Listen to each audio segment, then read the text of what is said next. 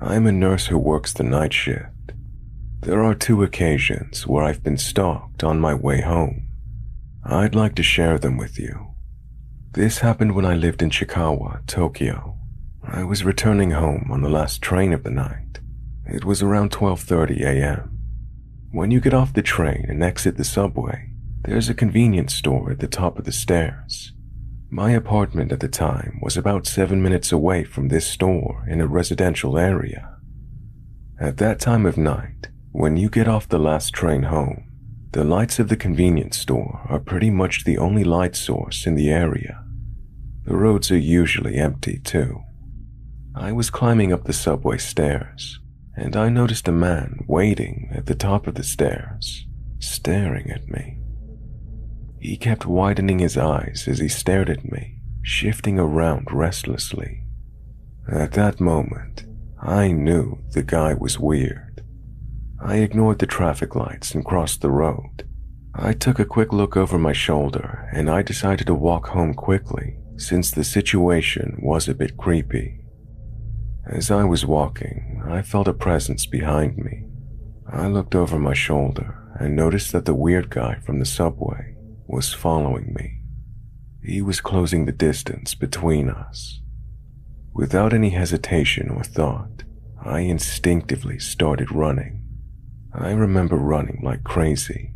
I was so panicked and frightened. There was no one on the streets to help me, no cars passing by, and it was so dark.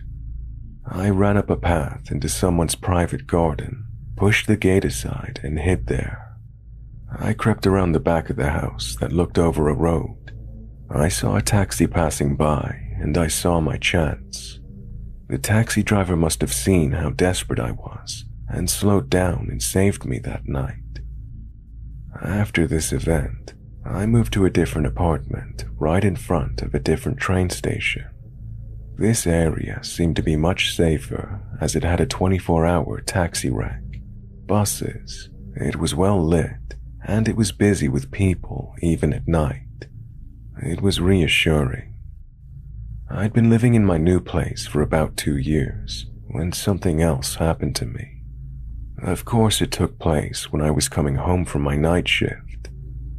In those days, when I left the hospital to go home, I used to take a shortcut through a dark alley. It was there that I'm certain that I met the same man again. I quickly headed to the train station. I boarded my train and saw him again as I sat down. The man was staring at me. He must have followed me onto the train. I had a terrible feeling about this. He kept glancing at me and fidgeting in his seat. The train pulled into my station. I got as close as I could to the doors, and as soon as they opened, I ran as fast as I could. I ran to an exit that I knew to be busy. I took off my jacket and tried to blend into the crowds of people. When I found a safe place to hide, I looked over my shoulder. He was there, desperately searching the area. I knew how much danger I was in. Luckily, there was a police box at the west end of the station. In the following days, I became paranoid that the man might know where I live or be waiting to ambush me the next time I got off at this station. I told the police everything I could about the man. One of the officers seemed to know the man I was speaking of and described him as perverted. When he said that, shivers went down my spine. There are lots of young nurses in Japan who work late like I did back then. 10 years on, and I still get creeped out thinking about it. As peaceful as Japan is, be careful while walking home at night.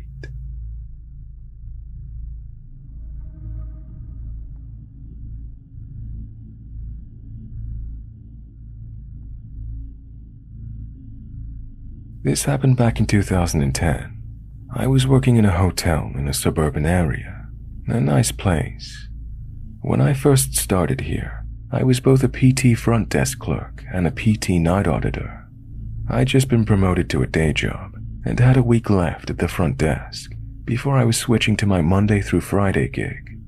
and it was just like any other night. At about 3 a.m., I received a phone call. The guy sounded in his mid-20s and attempted to strike up a conversation with me. I had to give my name when answering the phone, so he gets my name, of course, and starts asking me personal questions. Things like, do you have a boyfriend? Would you want to go out for a drink? That kind of thing. It was harmless, but nevertheless, I tell him I'm hanging up as I had a job to do. He wouldn't give me a name. Instead, he said, "Why don't you call me John?" I hang up and finish my shift. The next night, at about 3:30 a.m., I received another phone call from John. He started off with asking me out for a drink, to which I declined and hung up the phone. He called back about 5 times that night, each time getting more lewd in his comments and just trying to keep me talking. He ended his last call with the phrase, "I see you like singing karaoke. I love doing that. Let's go out together sometime." Shit, I think. He found me on Twitter. I'd just gone out a few nights prior with my friends and posted about it. I asked him how he got my full name, and he wouldn't tell me. I hung up again, and he was done for the night. I deleted my Twitter and Foursquare pages, and when my boss came in at 7 a.m., I told him what had been going on. We told my GM, and my security guard put it into his report. I only worked 2 overnights a week, luckily. But when I came back the next week, so did he. The phone call started around 3 a.m. and lasted for an hour or so, but this time was a bit different. John was angry that I deleted my accounts, so he couldn't keep an eye on me and make sure I wasn't cheating on him. I told him to fuck off and that I'm not answering the phone anymore. My security guard will be taking all of my calls going forward.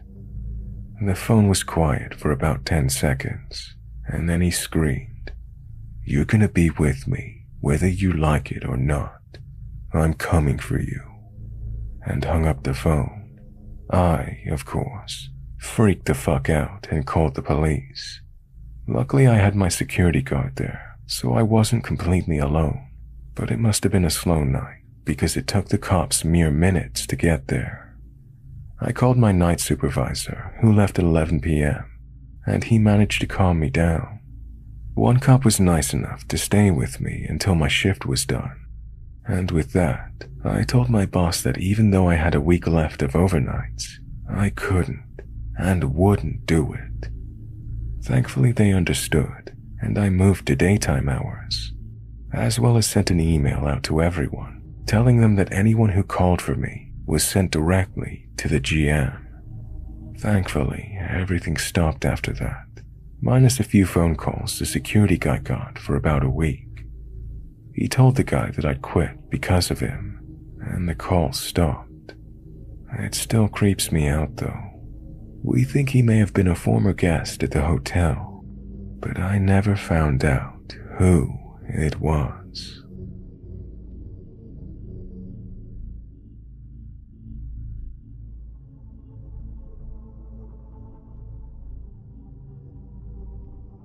I got a new job, and at my job, there was this guy who used to watch me whenever he was around. We didn't work together, but we worked in the same department. We did sometimes work together, but it was rarely. All the weird stuff started a few months after I started a new job and moved within walking distance to my new job. One October night, I was walking home when a tall man wearing a hoodie came suddenly out of some bushes as I was walking by.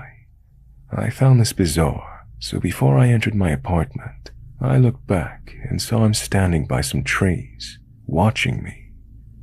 When he realized I saw him, he jumped behind the trees to hide. I told my boyfriend, and he thought it was a drug dealer. Anyway, I started walking through a different trail when a month later, I saw the same man. This time he was crouching by the trailer of some parking lot. He got up and started walking away from me. but kept watching me. After a week, he showed up again, but this time I was halfway to my home, and he came out of hiding behind the trailer and started walking towards me. I beelined for my apartment door and ran inside. This time he knew which apartment I lived in, as the previous times I would walk around the front door so that he wouldn't know which apartment I was in. He seemed like he was trying to figure out where I lived, as he could have attacked me multiple times. It doesn't end there. I got laid off and got a new job. After 3 weeks of working there, I was getting on the bus when this guy who looked similar to the guy in the parking lot was watching me get on. I quickly hurried to the back of the bus. When we got to my stop, he pulled the string and got off. I got off as well, but then decided to wait for this guy to keep walking. But unfortunately, he slowed down his pace, seemingly waiting for me to pass him. I ended up walking behind him until we got to some lights, and he wouldn't move. I decided to walk fast and hide from him, in case he was looking for my new job's location. During the time I worked there, I saw my ex-coworker on the train when I was heading back from my interview. He saw me going in the same direction as him and started running. He ran pretty slowly, like he had a limp or something. It was kind of strange, but anyway, I also saw him hanging out at the mall when I was there with my mom, but this doesn't really matter as it's a popular place. Anyway, I got laid off from my job due to COVID and had a month where I did not go outside much. After a month, I got a new job within walking distance. After 1 week, I was leaving work when there was a guy just watching me again, and he looked similar to the previous guy watching me when I was walking home. So I ran away and got to some lights and didn't see him. For a month and a bit, I didn't see anyone. One night it was relatively warm. I was closing close to midnight and was walking home when I saw a white car parked behind some store, seemingly out of view of any security cameras. I was suspicious of it as it had its headlights on and seemed like someone was sitting in there. I'm walking by it and kept looking over my shoulder at it until I decided it was probably safe. Anyway, not a second goes by and I get this feeling I should look behind me. I look and I see my ex-coworker walking towards me. I start running as fast as I could, and the adrenaline helped me get away. I don't look back until I've cleared some space between us, and I didn't see him. Luckily, there were some men waiting for the bus at the end of the road, so I wasn't too worried he'd come running for me, as I've spotted him. A month goes by and I didn't see him, but I assumed he was on vacation, as he showed up approximately a month later. One night in early May, I was walking over to a grocery store to pick up some groceries I really needed after work, as it was only 9 p.m. So as I'm walking there, some guy wearing a hoodie comes up from behind me.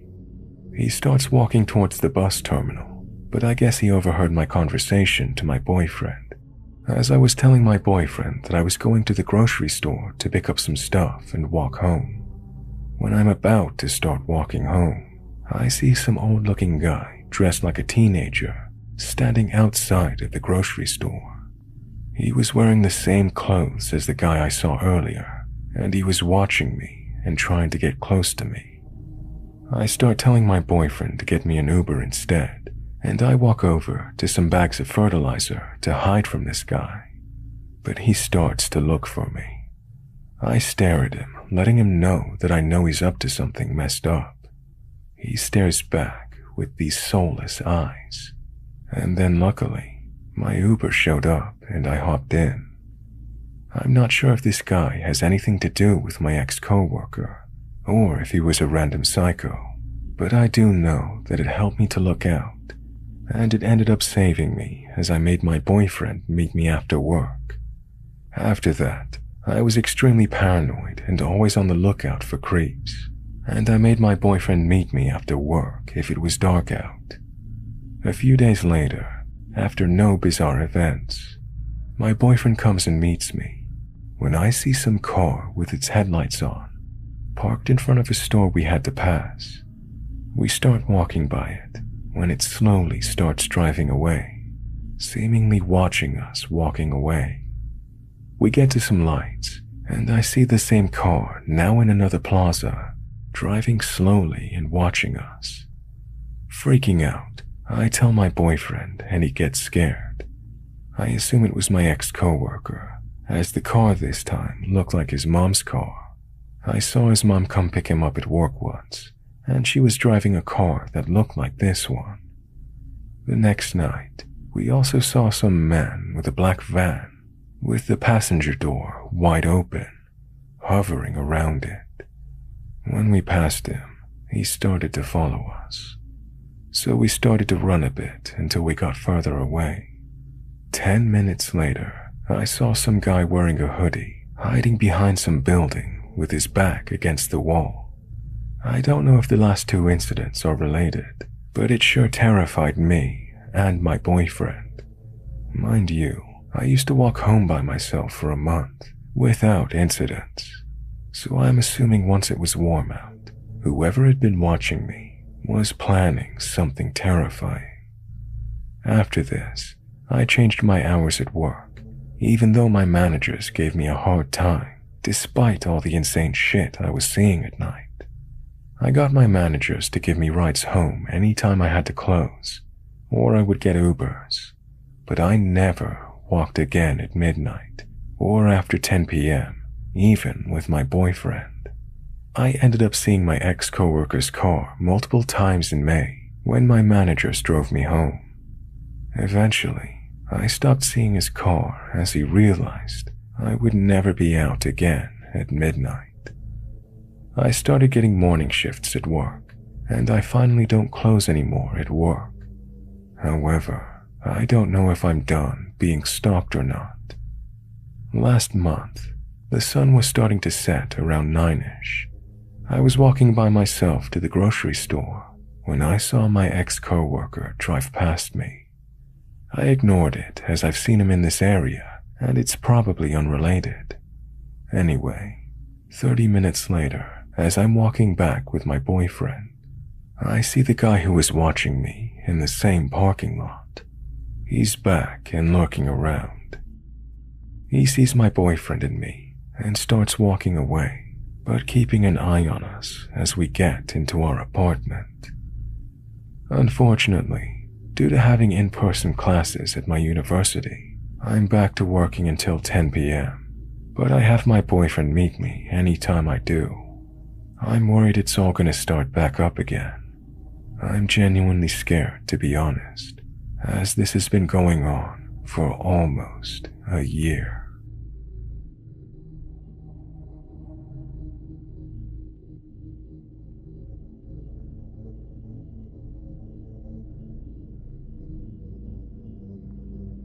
So I work the graveyard shift, and every morning after work, I take the same bus home. A bit over a year ago, a man started to take the same bus. A man which I would not have even noticed, unless he wouldn't have been glaring at me so obviously. I didn't pay any attention to that at first. He seems to be an older man, and I do understand that my appearance might be weird or questionable for some older folks. Why I started to pay attention was simply because he kept staring at me so obviously, trying to get an eye contact. He typically sat in the front of the bus, and I in the back, but at times he just all of a sudden turned around for minutes and stared at me. At first it made me uncomfortable, especially when he started to pay attention to the stop that I'd hop off. Every time after I guess he learned my stop, few stops before mine, he would turn around and just shamelessly stare at me. Then, about 6 months ago, I was really tired after work, and since the bus ride is about 40 minutes long, I started to doze off in the back of the bus. When all of a sudden, I just got this, "Someone is looking at you" feeling, and opened my eyes. There I was, 6 in the morning in the back of the bus alone. and the man is sitting right in front of me, face turned my way. I wasn't feeling tired at all anymore, but decided it's safe to close my eyes when the man turned away from me. I dozed off for a couple of minutes and woke up just in time. I was tired and a bit out of it when I hopped to the back door. As I stood up from my seat, the man just puts his hand in front of me. I got really confused and took off my headphones to ask what's up. It became apparent that the man was not originally from my country, and his pronunciation was very stiff. I just heard the word, hand. "I'm sorry, what?" I startled. He asked me to take his hand. Like I said, I was really out of it, so I just looked at him dead in the eye and blurted out, "No," in confusion, and walked right past him. After that encounter, he started to come sit closer to me instead of sitting in the front. Even when I felt eyes on me every single time, I just kept telling myself it's all good. I have quite bad anxiety and sometimes tend to overthink things, but I decided that this is not one of those cases. Last week, the man came to the bus, like every morning, and sat on the other side of the aisle from me. I saw from the corner of my eye him leaning towards me, so I took off my headphones and gave him the "what" look. He said something I couldn't understand and ended it with, I said good morning. Morning. I nodded politely and went about my business. The whole time I could just see him staring at me, and all of a sudden I felt a bit more uneasy, even though I'd already started to not care about the situation. This morning, like every other, I hopped on the bus, just scrolling my phone, when after a while I saw legs appear in my vision. I looked up and there he was, looking at my backpack I placed to the seat next to me. He smiled and said good morning. Before I got to say anything, he sat right in front of me and leaned closer. From a distance, I would have said the man to be in his late 60s, but from a closer look, I'd say 50s. He looked like a grandpa. I don't know how else to put it. A smiling but creepy grandpa. "How are you?" Politely I told him I'm good, not engaging the conversation so he'd understand to leave. He mumbled something and glared at me in this weird way. I didn't say anything, just looked at my phone, and then he says, "Are you taken?" In these types of situations, I always say yes, so I nodded. Too bad," he smirked. "I thought you were, but I had to ask." "Did you really?" He tells me it's sad that he doesn't have anybody to squeeze. He asks me how long I've been taken. Do I work in kindergarten or at a grocery store? Neither, I reply. He asks me where I work, what time my shift starts, and at this point, instead of just feeling uneasy, I get irritated. It's 6 in the morning, and a man twice my age, who's been glaring at me for a year, keeps asking me question after question. All of a sudden, he stood up and sat right behind me. Thinking he finally got the hint, I put my headphones back on, just to take them off a few minutes later, because he leans closer and says, "So what year were you born?" I told him the year I was born, which is 1997, so he nodded and leaned back. "So you were that young." He sat behind me for about 10 minutes, before once again just stood up and went to sit in front of the vehicle, and every now and then just turning to look at me. This isn't scary, but just very uncomfortable. I think I might need a change bus.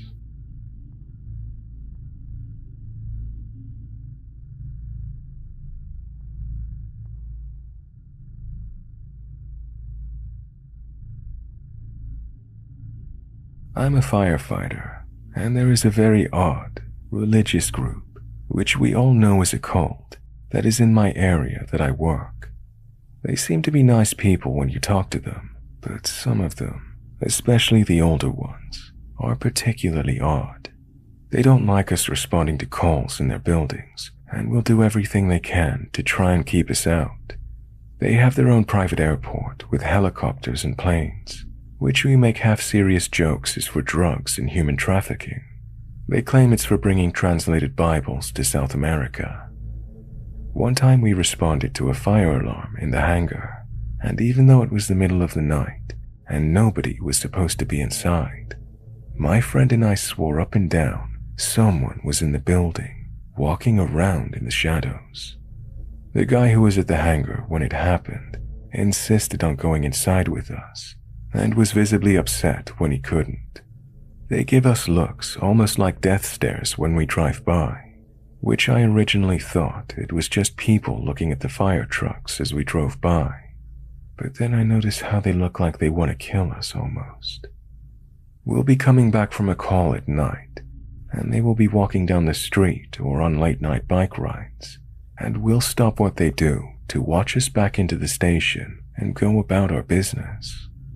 They all work in the same building here, and nobody knows exactly what they do, but they get more and more creepy, and the rest of the town has more and more growing suspicions.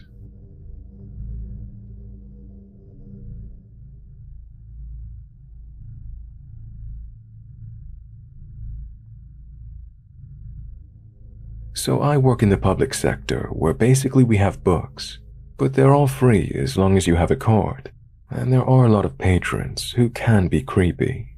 Some are disturbed or have mental issues, which is understandable as to why they are creepy, but it still doesn't help.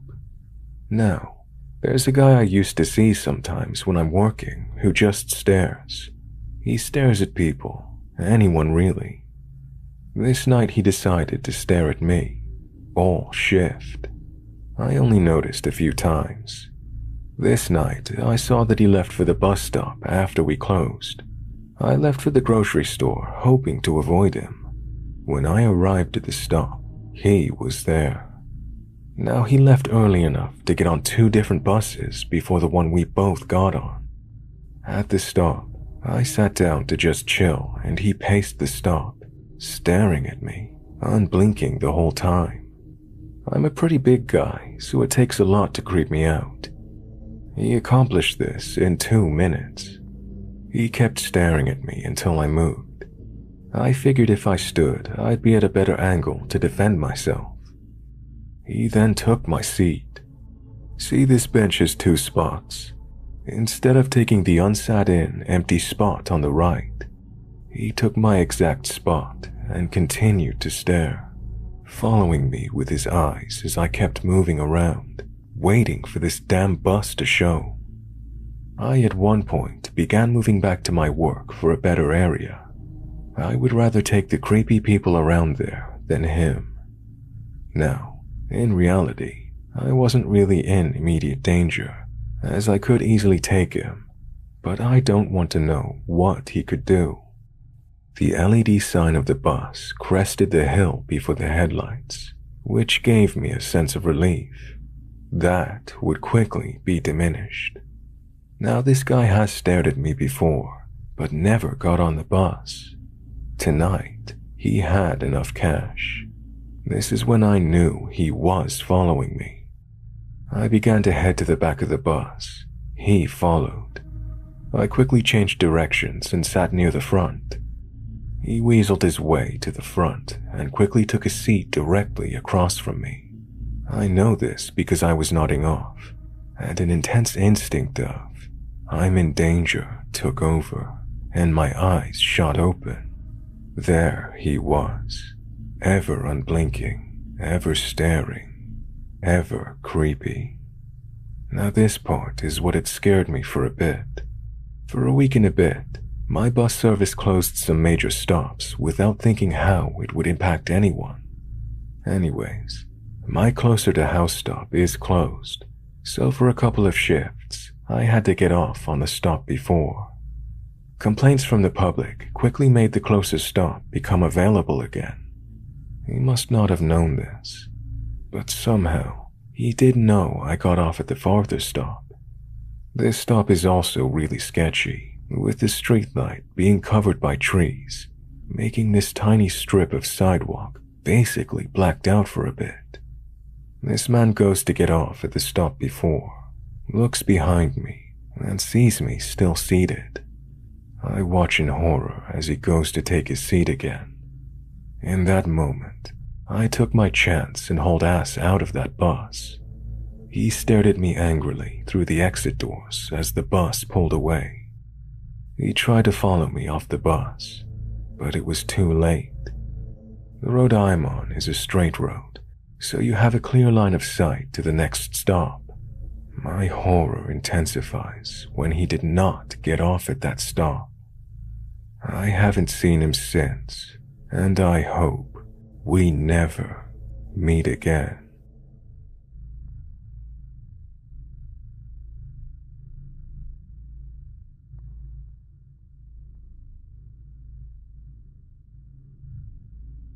I moved into a large studio apartment complex a few months ago. I'm a single female with a 2-year-old daughter. My sister and a few of her friends came over about 3 weeks ago to hang out, have some beers, and play Cards Against Humanity. My studio has an enclosed patio, save for a door-sized opening. Since my child was sleeping, I had everyone chill outside on the patio. We were having a great time, joking, talking, and listening to low-playing music when the security guard entered my patio. "Hi there, are we being too loud? Has someone placed a complaint?" No, you guys are fine. I'm just doing my rounds." He lingered for a minute more, and then strolled out into the night. We continued our activities and didn't really give him a second thought. He returned about 25 minutes later, right after most of the group had left.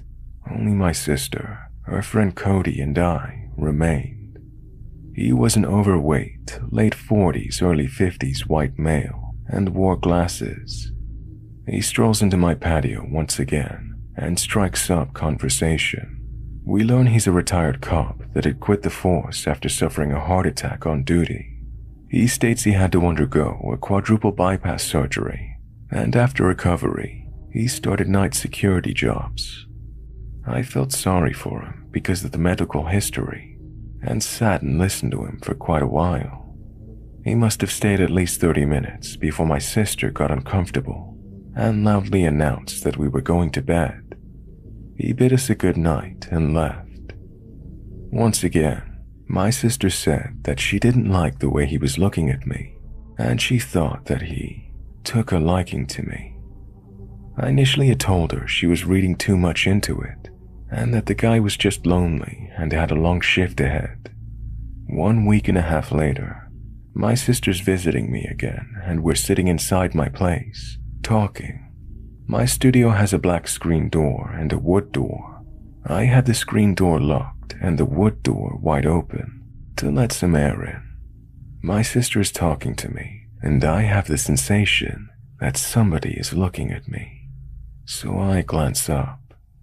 The security guard is standing at the doorway of my patio, staring. I say hello, and he jerks forward, as if expecting an invitation in or something. But I turn my attention back to my sister, and when I glance back again, he's gone. This week on Tuesday, I took a shower and threw on my red silk Japanese-style robe. I was washing dishes for about 25 minutes and had poured a glass of wine. I turned from the kitchen to sit on my couch, and I strangled a scream. The security guard is almost pressed up against my screen door, staring straight at me through the foot-long crack of the wood door.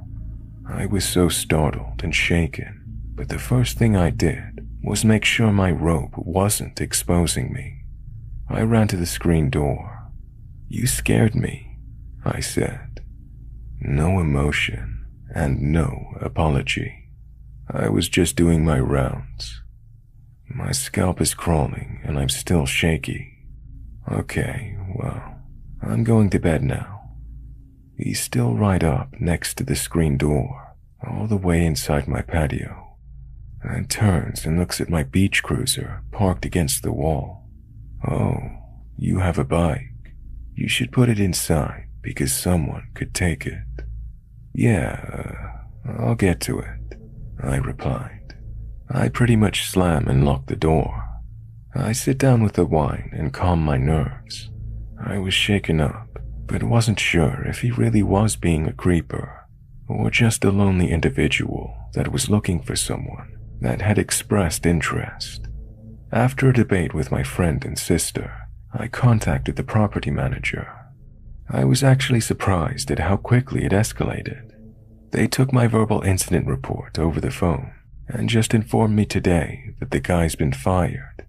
The property manager told me to call the police if I see him on the premises again.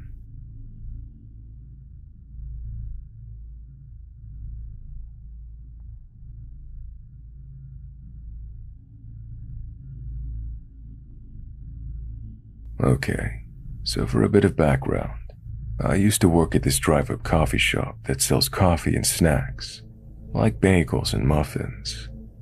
I live in a relatively small town, and I've never had anything like this happen before, so I was pretty shaken up. Alright, so it was a Sunday night, and I was closing all by myself for the first time ever. It was getting kind of late, and virtually no one was coming through, so I was just doing some closing activities, like sweeping and mopping. This is important because we store the mop and broom in a separate room that can only be accessed by going outside and unlocking the room with a key.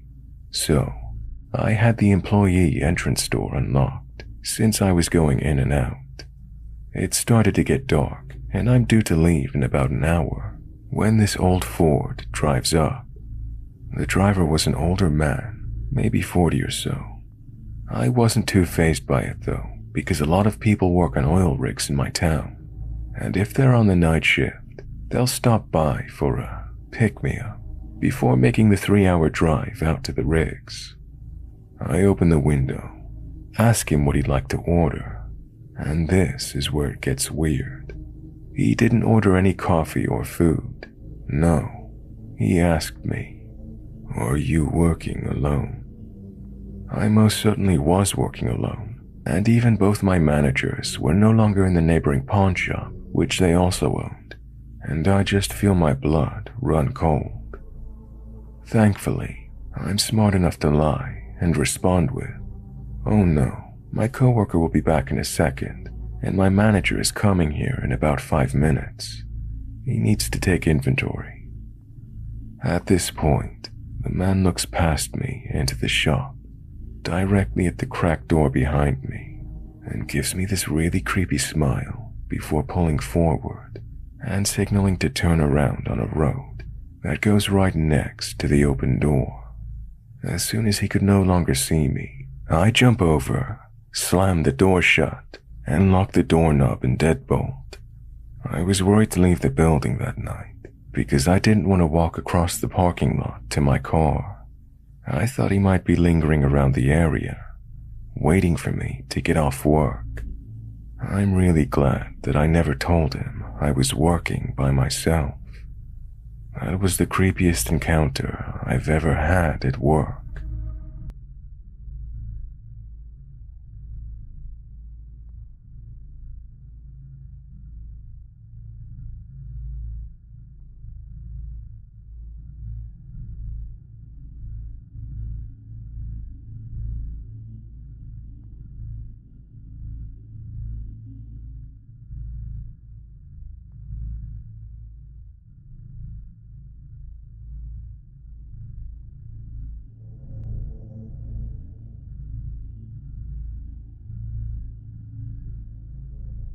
Lately, I've been hearing a voice outside my window late at night. I can only make out a few words. It mutters, "Give it back." Then she calls out a name and asks for this person to give whatever it is back. The voice is definitely female, and it's loud enough to wake me up if I have my window open. I can usually hear this voice between 1 and 3 a.m. and between 1 and 4 times a week. Sometimes it's really loud, and other times it's as loud as the usual street noise. Unless I'm in a deep sleep, I will wake up when I hear it. After about 2 weeks, I feel sleep deprived and not my usual self. The window is close to my bed, and whenever I heard the noise, I looked out there often, but I couldn't ever see anyone. I thought that I could have been hearing things. I even thought that I could have been having bad dreams. But one night, I heard something else react to the voice. There's a pretty crazy dude in my neighborhood. He lives diagonally across from my place, and I heard him shout out a few times for whoever it was to shut up. A few nights later, I was out with a good friend of mine, drinking and heading home pretty drunk. I live just off the main street and down an alleyway. To get to my place, you have to follow the curve of the alleyway, and then you come out in my little neighborhood. As soon as I came out of the alleyway, I saw a woman loitering by my house. She was holding a box under her arm. It was about the size of A5 or A4 paper. I could see papers all bundled up in there. It was her voice that I'd been hearing. She was muttering right in front of my window for someone to give something back to her. I was freaked out by her. That, coupled with being sleep deprived, created a weird cocktail of fear. She wasn't facing me, and I wasn't sure if she realized I was there or not. I used this opportunity to quietly call the police. I hoped that this would be the end of me getting woken up at night so often. 2 officers arrived pretty quickly, and they took away the woman, who went kicking and screaming. She sounded possessed. I got a little scared. I mean, I'm a single woman living alone, and I didn't want this crazy person to know that I was the one who called the police. So when the officers took my statement, I said to them I wanted my details to remain anonymous, and for any information they had to retain on me to be kept private. The officer called later to say that the woman was being kept in custody, and for me not to worry. Now here's the scary part of this experience. It was about 2 a.m. when I got a call from the officer. About 5 minutes later, I heard something outside. A female voice was muttering, "Give it back." Then she called out a name and asked for this person to give whatever it is back.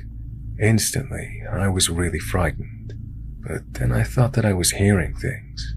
You know, auditory hallucinations. But when I heard the voice coming from the other side of my front door for the first time, I knew it was real. I stood there, frightened and unable to move. Then the banging started. I backed away from the door and grabbed my phone. I called the officer who had just called me and told me not to worry. I frantically told him that there was someone at the door trying to get in. He came back to search for the would-be intruder and said that he couldn't find anyone in the area. He told me to keep all my doors shut and locked and to try and calm down. I was pretty hysterical at this point. He said he would be back later to patrol the area, just in case. Then, about 10 minutes after he left, I heard that dreadful voice from outside calling for someone to give something back to her. She was so much louder this time. I didn't want to call the cops again, in fear that this could all be in my head. I didn't want to seem crazy. I didn't think I was. It all seemed very real to me. I didn't want to keep filling out reports all night. Confident that the doors were locked and I was safe, I got into bed and tried to ignore the shrill cries of the woman outside. In the morning, I contacted the police and asked about how long the woman would remain in custody, just in case they let her out. They said that since she really didn't settle down until 5 a.m., and because she was being violent, she stayed in the cells that night and she'd be checked later today. So in other words, the person who came to my door definitely wasn't the person they arrested. Now that I think about it, the voices were similar, but not identical.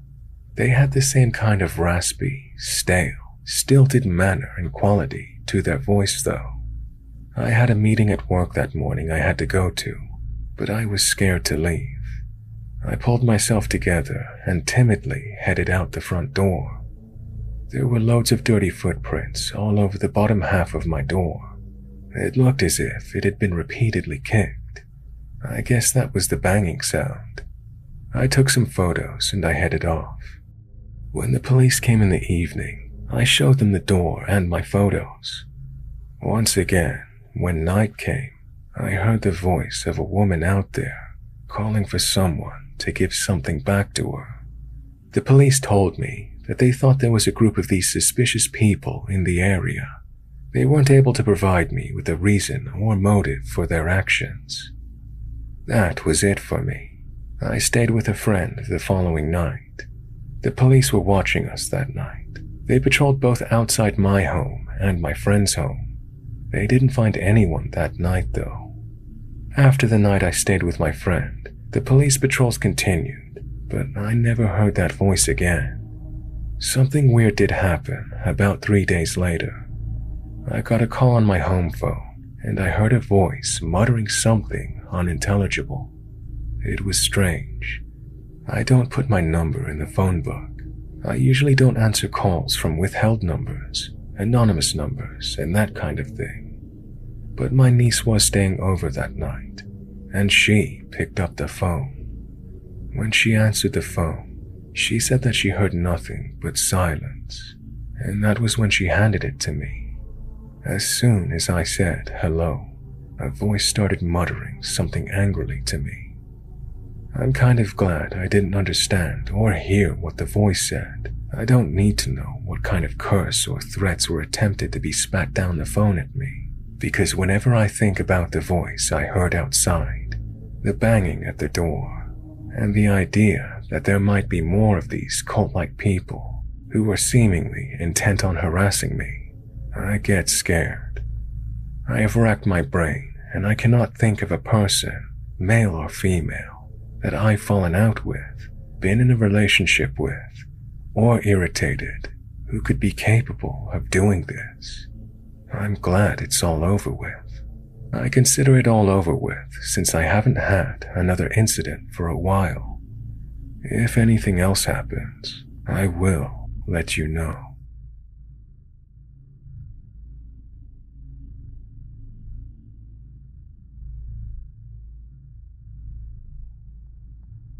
This happened in the early 2000s, and I was probably in first grade.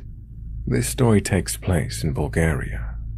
I am from a mid-sized town, not too small and not too big, the perfect one for raising your children. Crime is pretty much unheard of. You can sleep outside on a bench and nothing would happen to you. One weekend, some family friends from a nearby town came to my town to visit, and my parents and I decided to go to the park with them. Now, it's important to say that all of the parks in my town are located right on the edge of town, so they are actually parks and forests. At some point, the park we went to became a forest. Since it's not a very big town, we don't have central parks. In the park we went to, it runs along a river, so it's a very narrow alley, but a very long one. And on one side is the river. On the other, there is a thick forest and cliffs. At that time, I didn't like the park so much because it was a very long walk to get to the end of it. So, like most kids, I got bored of walking with my parents and the other family since they were talking grown-up stuff, and I really didn't want to listen to them. I decided to run off ahead, and by ahead, I mean out of sight from my parents. Keep in mind that this is a one-alley park, which mostly goes straight forward with slight curves due to the river. So I'd gone pretty far. Usually, in this park, there are always people around and it's quite crowded on the weekends. But since it was summer, most people were on family vacations, and it was surprisingly empty. I couldn't see anyone in a straight line either way. At that point, I started hearing something in the forest, which was pretty loud since on the other side was the river, and it was pretty loud by itself. I stopped and started to stare into the forest. I saw how the bushes were moving, and something was coming in my direction. I was still pretty clueless to what was happening until I saw a man with long hair, a band across his forehead, dressed like a hunter with an air rifle on his back, running full speed towards me. There was no freezing moment. I just started running in the opposite direction and screaming my lungs out for my parents, hoping that they could hear me. But because of the river, I doubt that anyone could have heard me from 100 meters away. I remember looking back and seeing him still chasing me. I thought to myself, okay, maybe this is the end. It's over. I started to imagine how he would catch me and drag me into the forest, and how I would never see my family and friends again. It felt like an eternity, but I finally saw my parents and our family friends. My whole face was red. I was crying and snotting like crazy, barely breathing. The hunter also stopped running after he saw my parents and the others. I remember my parents started screaming at him, asking him what he thought he was doing. I was just relieved that it was over, but I remember him shaking his head like he was saying, I did nothing wrong. I was only trying to help him. The weirdest part was that there is no game in that park. It's a park after all, and the forest that he was hiding in is max 50 meters in width before the cliffs begin, so it was impossible to have any game there since there are always people walking around. You can see wild foxes, but that's about it. You need to go beyond the park, out in the forest, to hunt game. It's also highly illegal to carry a firearm out in public. Only police and military personnel are allowed to carry firearms. I don't know anyone who owns a gun. Civilians are only allowed to register for air guns for hunting. No hardcore weapons allowed, and of course, you're not allowed to carry them in the park, where there are people. They're only permitted in regulated zones for hunting game, away from populated areas. You would never see hunters like that unless you go to these zones, or if you're in a village, which is still rare. No, we didn't report it afterwards. Too much of a hassle. This was the first and last time something like that has happened to me ever. And I haven't developed fear from that place. Even now, when I go back to my town, I go running in the park after midnight, and I am perfectly fine.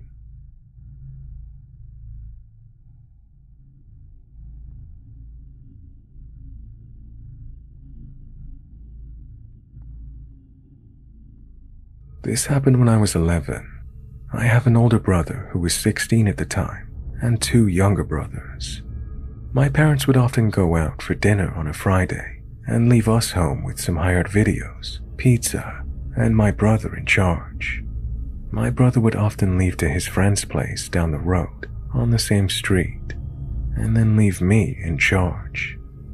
I liked this because I liked being in charge and I got to choose the movies.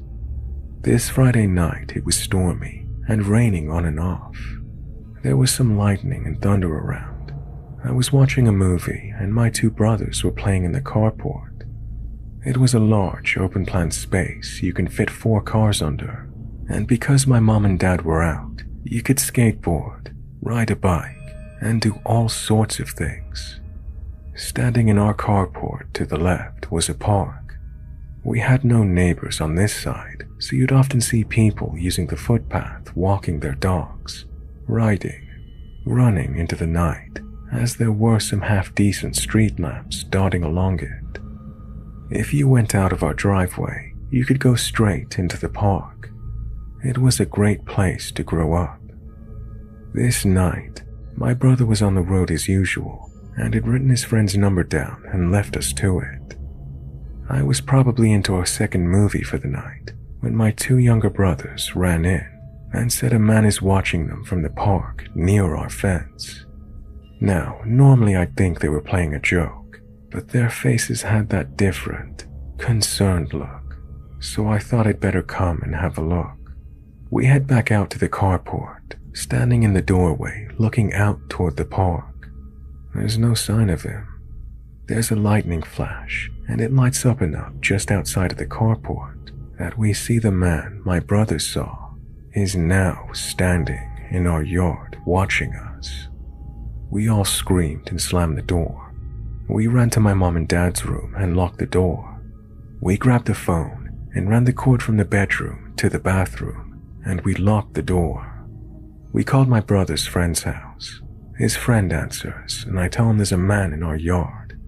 He yells out to my brother and then says they're coming up on their BMX bikes. The wait was probably not even 5 minutes till they arrived, but it felt like ages. When they left, my brother told his friend's parents and they called the police, and they came up as well. We came back out of the house when they arrived, calling out to us. When they arrived, they said the man was gone. Soon after, the police arrived, and then another vehicle that went up through the park. It was sort of a scary night, but the police searched our house for us, and the yard, and the streets, and the park. It seemed pretty reassuring at the time. And to me, my big brother was fearless and always looked out for us. Having him back was just as reassuring as having the police being there. My parents arrived home not too long after, with 2 police cars at our house and the neighbors in the driveway. My brother's friend's parents were there as well. This was not during the time of mobile phones, so I'm thinking what they were wondering had happened as they came into our driveway probably had their hearts racing. I don't recall hearing that the man was ever found or caught. Years later, when I moved out and my younger brothers took over my room, my dad told me one night, my younger brother woke my mom and dad. White as a ghost was their words, and he said a man was standing at his window. The man woke him up saying, "Hey boy, are your parents home?" My parents never told any of us that at the time, but the timeline fit with them changing the big open window fly screen with metal anti-break-in bars.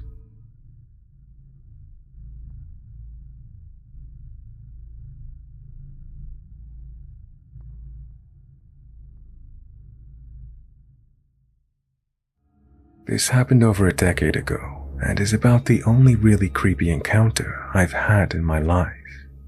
I'm a single mother and live in a fairly large city in the Midwest. It was just me and my toddler. It was winter when this happened.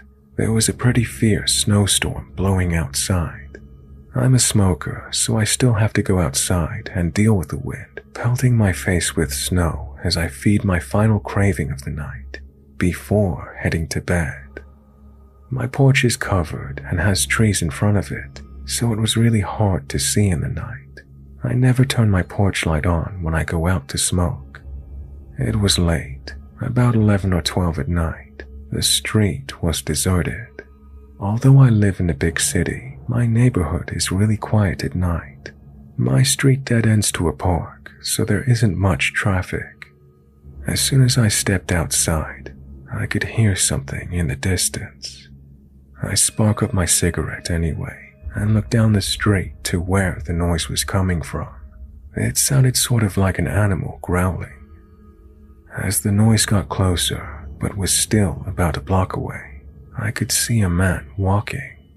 He was all in black, hood up, and I couldn't make out anything beyond this.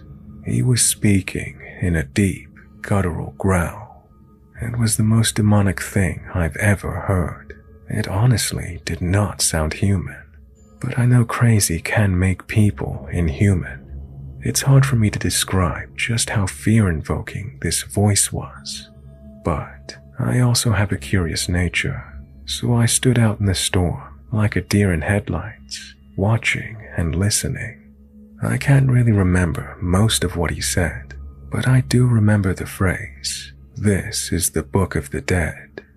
He was walking on the opposite side of the road as my house and had made it about a half a block away. I hadn't moved from directly in front of my door, holding my cell phone with a death grip in my pocket, and I'm also smoking a cigarette as quickly as possible to get back inside. He was approaching the intersection right before my dead-end street. I figured he would turn. I hoped he would turn. He didn't. He kept walking toward the dead end, still speaking in this deranged voice, incoherently, something about this Book of the Dead. At this point, there are a million things racing through my mind. He can't see me. He's just some random crazy. Even though he was just about right across from my house, I still couldn't make out any details of his face or really see anything beyond the black hood. Suddenly, he stops talking, stops walking, and his hood slowly turns in my direction. I drop my cigarette, rush into my house and lock the door, looking out of the window to see what he does.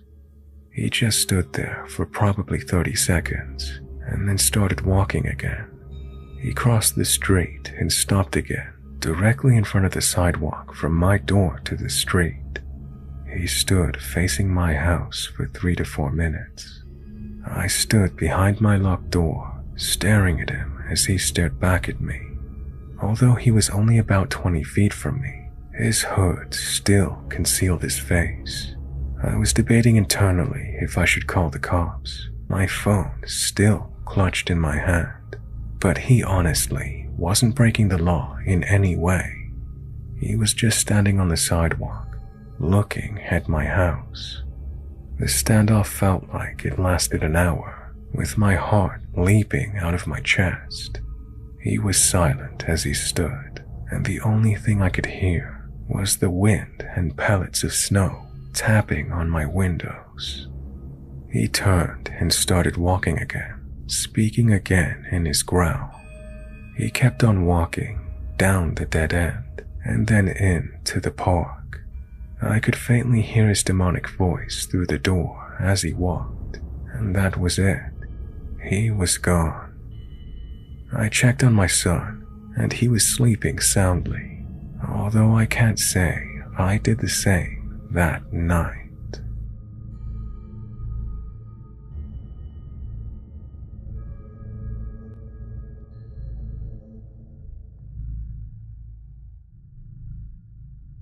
The story goes back to the year 2015. It was around 8 p.m. and it was summer, so at that time, it was just getting dark. I live in a town where a crime almost never happens. It's a very safe rural area with few people. Here, all the shops close early, so that night I went shopping around 7:40 and everything was quiet. I didn't have enough money to pay, so I bought some stuff, and when I got home, I had to go out again to take the rest of the money I needed to pay to the store. I was listening to music. I had bought new headphones and was trying them out. I was walking 2 blocks from my house when a motorcycle with 2 men came out of nowhere.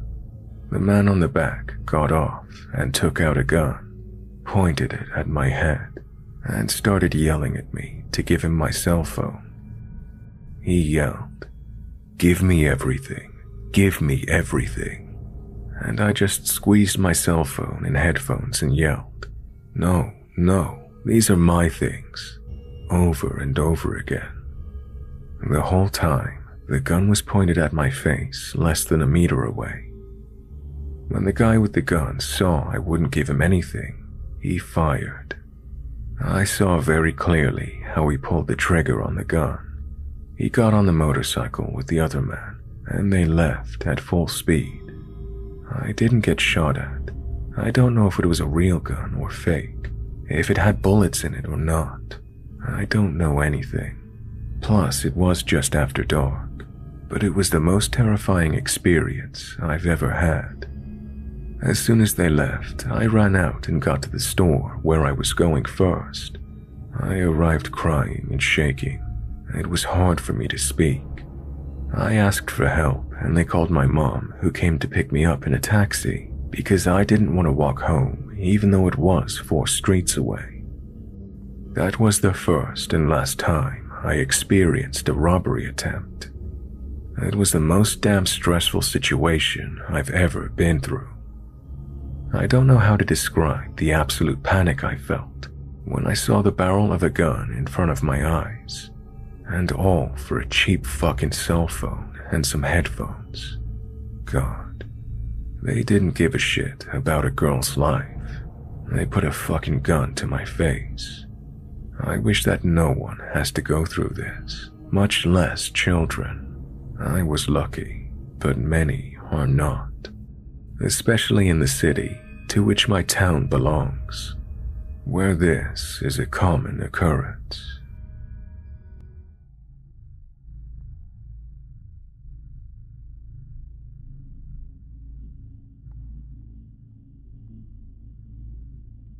I honestly forgot about this evening.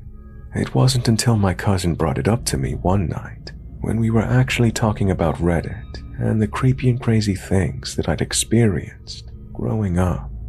I'm 25, and this must have happened when I was 10 or 12. My cousin came to visit me during the summer. I live in a small town, and at the time, there probably wasn't even 2,000 people living here.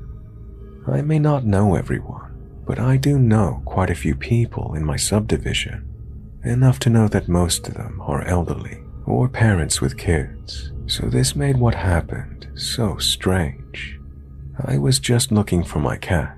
She's allowed to go out, which has never been a problem, other than one time when she ran away for a whole week, and ever since then she's had a curfew, 9 p.m. just before dusk. In my backyard, there's a football field, and in the bush, just more of a reason to have her inside at night. It was getting late, and she still hadn't come in. Of course, at the time, me, not really paying attention, because I was visiting with my cousin. Before I knew it, it was passing midnight, and we were heading to bed. I noticed I hadn't seen my cat and started to freak out. I had looked everywhere in the house, and had shaken her treats, and nothing. I decided to try looking around the house outside, and still, I couldn't find her. I went inside to tell my cousin I was going to walk up the street and see that maybe she was in someone's yard. I live on one of the end streets of the subdivision, so there's a curve at the beginning of my street, and as I made my way up the street, I was calling my cat's name out and checking the yards as I went along. It was past midnight now, so I didn't expect anyone to be out, but then there was this man. He was just standing at the end of the street, the second street after mine. He was just standing there, back facing me on the other side of where the streetlight is. I couldn't really see much of him. I didn't think too much of it because I was preoccupied looking for my cat, but then I noticed he turned around and faced right. I mean, he completely turned his body to the right, and then straight ahead, and then to the left. As I was seeing this, I was kind of confused, thinking, what is this man doing? Is he looking for something? And then he turned and faced my direction, and he started walking, which again didn't startle me until I realized that he noticed me and started running. This full-grown man started full-out running toward me. I was so scared. I ran as fast as I could, and I could hear his footsteps getting louder and closer. I was only 4 houses away from my house, so it didn't take me long to get there. As soon as I got in, I slammed my door and locked it, and just as I did, staring out the door window, heart racing, I didn't see anyone out there. Relieved I didn't, but sort of curious and confused, wondering where this man could have gone. I went to the living room to look out the big window that oversees the whole street, and nothing. No one. To boot, my cat was inside when I came in. I have no idea how, who, or where this man came from or went, but I was just looking for my cat. It was terrifying.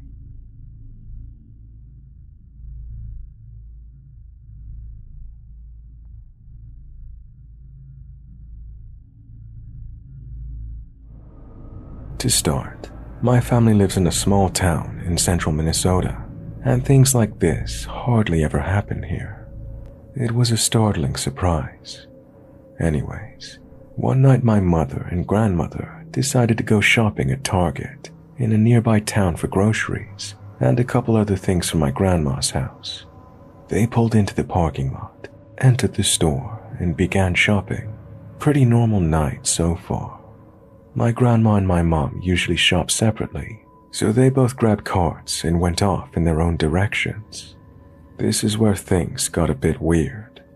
My mom and grandma both noticed this rather strange man wearing a t-shirt and bland jeans, aimlessly walking the empty aisles of the Target, seemingly with no objective. My mom had noticed him a few times at that point, always in the same aisle as her, and each time he had to have been throwing small glances at her, trying really hard to be inconspicuous, but failing. He would just stand there and throw glances at her whilst pretending to browse the shelves. My mom was starting to get a bit creeped out at this point, but she tried to brush it off. My mom moved on to another aisle to look for Gatorade cases and happened to lose him for a little while. My mother, now feeling a little better because the man was nowhere to be found, picked up some Gatorade, threw it in the cart, and glanced at her list once more. Just as she was about to move on to the chip aisle, she received an ominous call from my grandma. Evidently, after my mom left the aisle, the man was gone. My grandmother noticed the same man speed-walking down the center aisle of the grocery section, looking down each aisle for my mom, turning his head wildly in every direction. My grandmother told her to be careful, and my mom agreed and hung up to hurry and finish up her shopping. As they were finishing up, my mom went over to the card shelf to look at a couple of things. As she was doing so, the man seemed to appear out of nowhere. My mom nearly plowed him over with her car. She quickly apologized, but as soon as she saw his face, she made a beeline for the checkout only 50 feet away where my grandma was waiting. My mom and grandma checked out together, hearts pounding as the man walked up right behind them in the checkout line, a little too close. The man was apparently hunched over, his head concealed as he was facing away from them, taking notes or something on a small notepad, while again looking at them every once in a while. My mom was beginning to feel sick from fear at this point, and as soon as they paid, they took off quickly out the door to my mom's large SUV. The man was buying 2 small glass cups, giving them time to run off as he checked out. Unfortunately, my mom and grandma had only just begun to unload their groceries into the SUV when he came out, staring them down as he did. He strode over to his white Ford Escape, which was parked just across the lot from my mom, and he got into it, holding his shopping bag with the 2 cups. Now my mom and grandma were frantic. They basically threw the remainder of the groceries into the back of the SUV and took off, trying to lose the man. Sure enough, he followed. My mom was still not completely sure what to do and drove the normal route to the highway, where she decided to try something. At the junction to the highway that leads to our hometown, instead of continuing straight on the current road, my mom abruptly slammed on the brakes and turned right onto the highway towards our town, pedal to the metal. My mom regrets doing this because the man from Target did the exact same thing. The distance my mom put between her and the man was closed quickly when he caught up to her, tailgating her SUV incredibly closely. At this point, my mom was freaking out. Her knees were shaking. They were only about 5 miles from home at this point, and they were out in the middle of nowhere. Not knowing what to do, she continued accelerating up to 90 miles per hour, to try and put more distance between them. Sure enough, he did the same and caught up again. After what seemed like a whole day, they finally reached town. At the first stoplight, my mom slammed on her brakes and took a hard right onto the first road in town. The man, not expecting this, continued on. My mom, thinking this was all over, pulled into the McDonald's just off the road and took a few breaths before getting back on the road. She turned onto a frontage road and headed towards our home, now only 1 mile away, but nearly had a heart attack when she noticed a pair of headlights belonging to a familiar white Ford Escape turning onto the same frontage road from the next street up. The man must have turned right at the next lane, my mom told herself. It was like time suddenly slowed down as they passed each other. Upon seeing my mom's SUV, the man slammed on his brakes in the middle of the road and made an illegal U-turn to get back on her tail. My mom was nearly crying. She made another abrupt turn without signaling onto the road the police station was located on, hoping to lose him. She pulled into the brightly lit police station parking lot and just sat there for a while. The man must have noticed the building she was parked in front of, because he just continued on and parked in the parking lot of the adjacent apartment building and literally sat there and watched to see her next move. Regretfully, my mom didn't call 911 at this point, mainly because she was frozen with fear. My mom and grandma probably stayed parked at the police station for at least 30 minutes until the man left the lot and drove off. They didn't leave the police station until at least 15 minutes after that. They never saw the white Escape after that.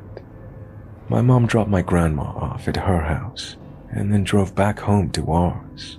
She got no sleep that night. The next morning, my mom called the police and filed a report. They took his description along with his car's and said they would get back to her. Fast forward to the following Sunday. My mother received a call whilst enjoying a Mother's Day drink with Grandma at our house. It was the sheriff, and he had some news on the stalker. Apparently he lived in a town 45 minutes southeast of our town in an apartment. Here's the real kicker though. That apartment hasn't been occupied for at least 3 months. We really don't know where to go from here. This man could literally be anywhere, and that's been freaking my whole family out. We don't know if he somehow found out our address or anything. The sheriff just told my mom that they would keep watch on our neighborhood for the next few days. They told her to call 911 immediately if she sees anything out of place. This event has really shaken my mom and grandma up, and my dad has been in a near-shaking rage over the last 2 days over it. I just hope this is the last time we ever hear of this crazed fuck.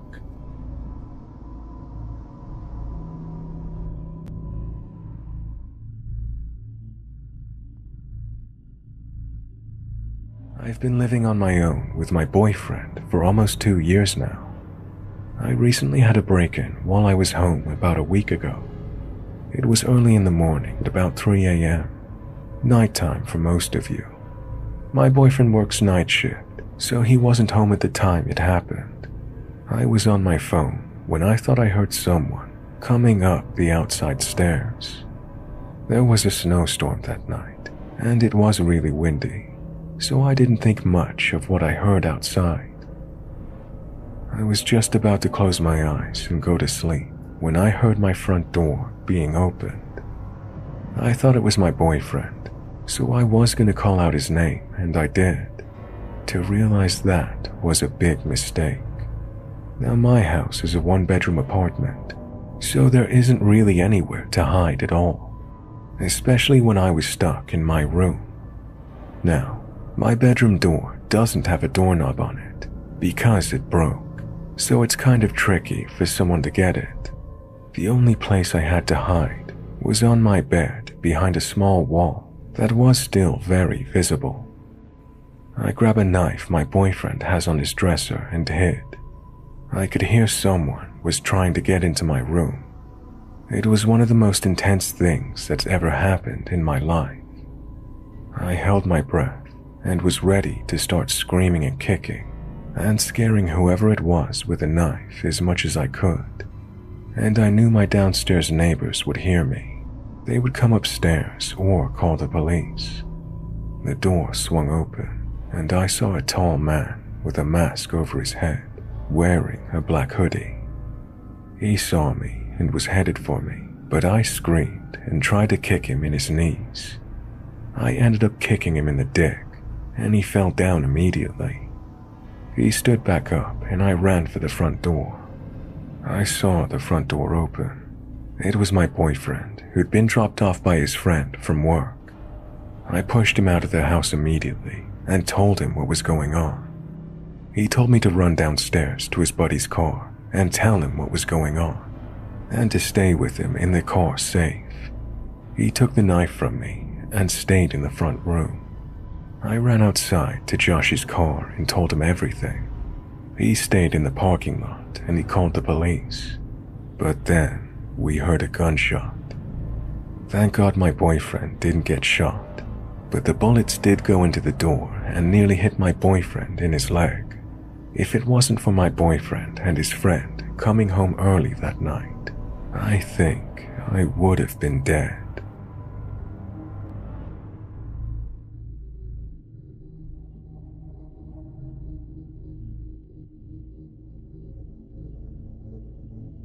This happened to me 8 years ago and will haunt me for the rest of my life.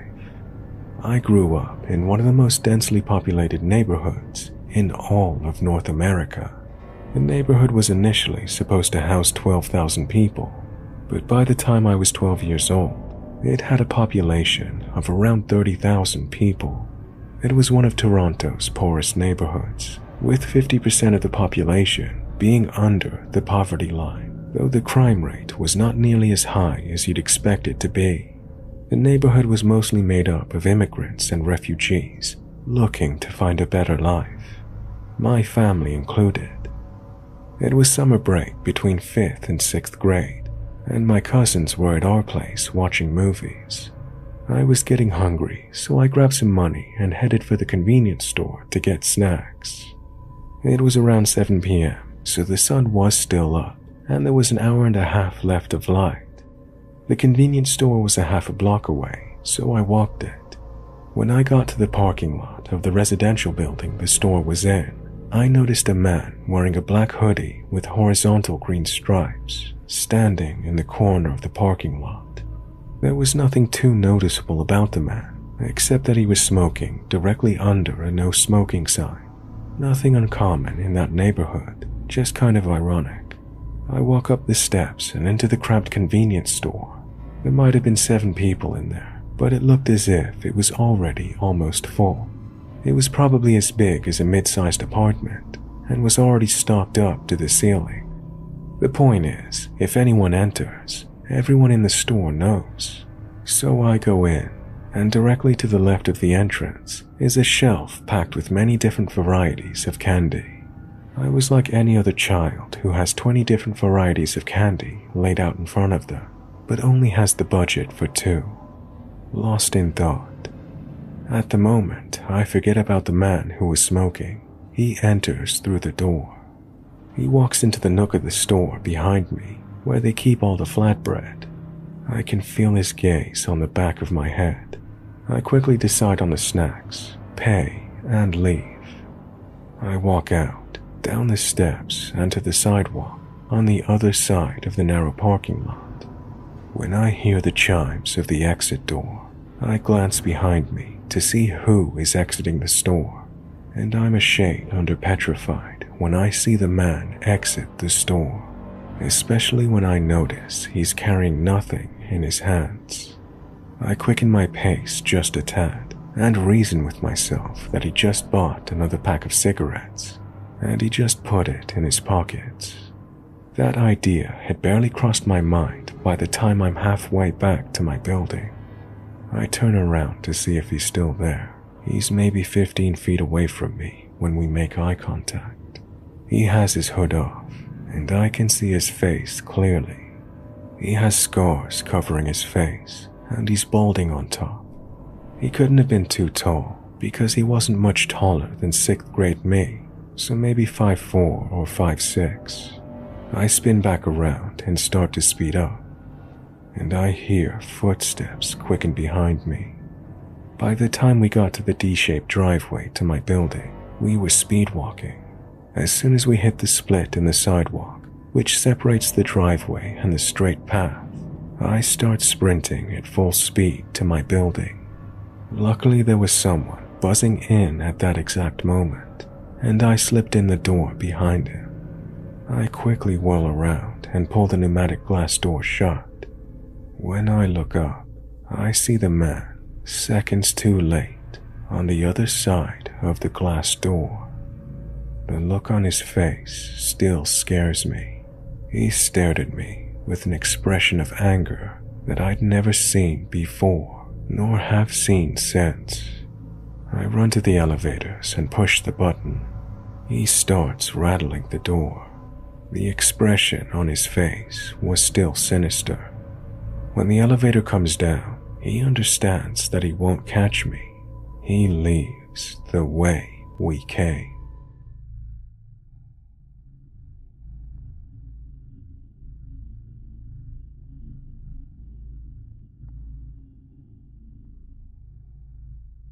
I was 4 or 5 when this happened, so I don't have a lot of details. I lived in a housing development for the first 6 or 7 years of my life.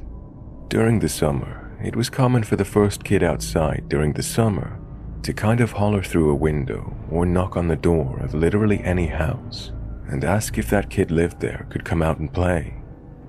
At the end of any given day, there was usually a group of 5 to 15 kids.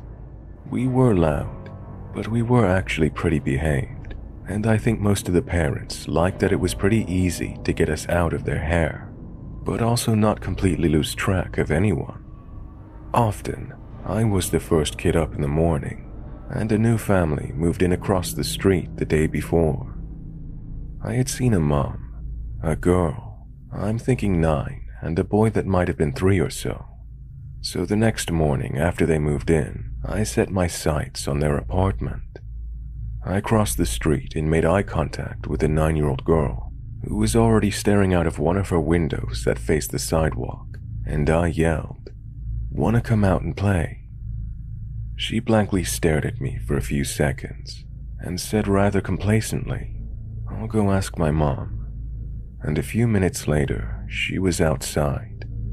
After some running around, we decided we were gonna play doctors. She crudely pretended to do surgery on me with sidewalk chalk and sticks, while I played dead on the sidewalk. I kept asking her if she was done, but she kept insisting she was not. Finally, she told me she had to do one more procedure and I'd be free to go, but I had to close my eyes. We went back and forth about it, but in the end, I reluctantly agreed to shut my eyes. After a minute or so, I got a really bad feeling in my gut. I opened my eyes, and the girl's eyes were wide with some kind of dark look. She had a large chunk of broken concrete, a bit bigger than the average grapefruit, clutched between both her hands and held high over her head. She quickly tried to stuff the rock under her summer dress between her knees to hide it, but I sat up and asked her what she was doing. She said, "You weren't supposed to open your eyes. I was gonna smash your head." I yelled, "I would have told my mom if you hit me with that." I was 5. Cut me some slack. She gave me the most foul look I've ever seen from a child in all of my life. Her eyes were dark. She looked furious, almost inhuman. And she said, "You would have bled to death before you could tell on me." I backed up into the road, and she stood up and started to walk towards me, leaving the rock behind on the sidewalk. I booked it across the street and into my apartment, and when I looked out the window, she was gone. Twice after that, I noticed her in the raggedy pine tree outside my bedroom window, staring at me. I was on the second floor. She had climbed the tree to watch me in my bedroom. I used my curtains after that. I did tell my mom, but she didn't believe me. I avoided her until I moved away. Sonia, I hope you're okay. Hopefully you got some therapy. But between the murder rock and the window peeping, I don't want any further creepy encounters with you.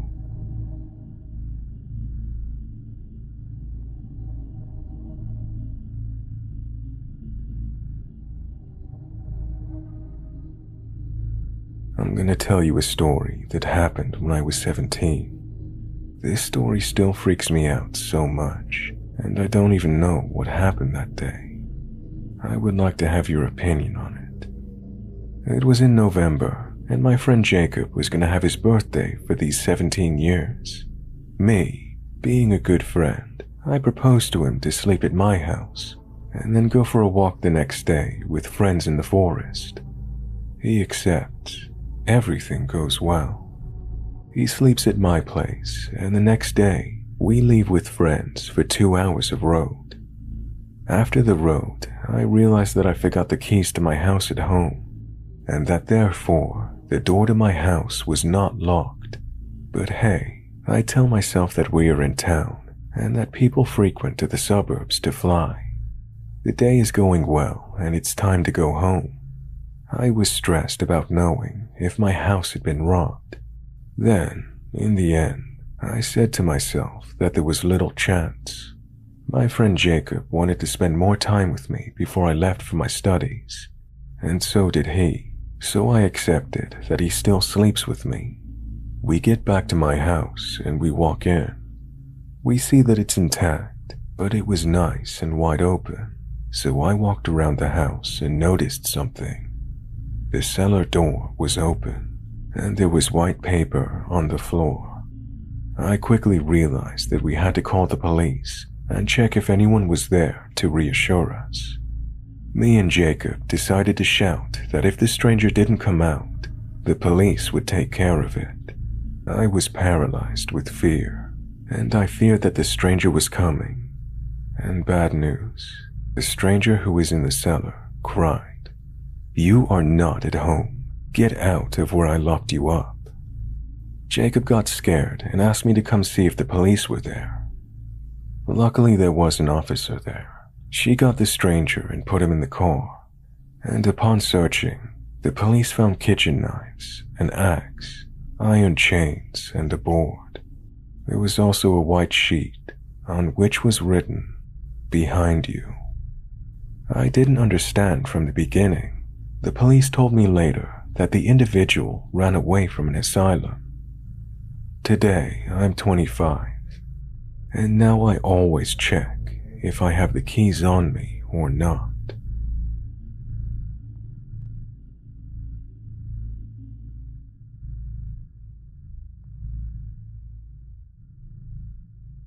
It was about 1:30 in the morning.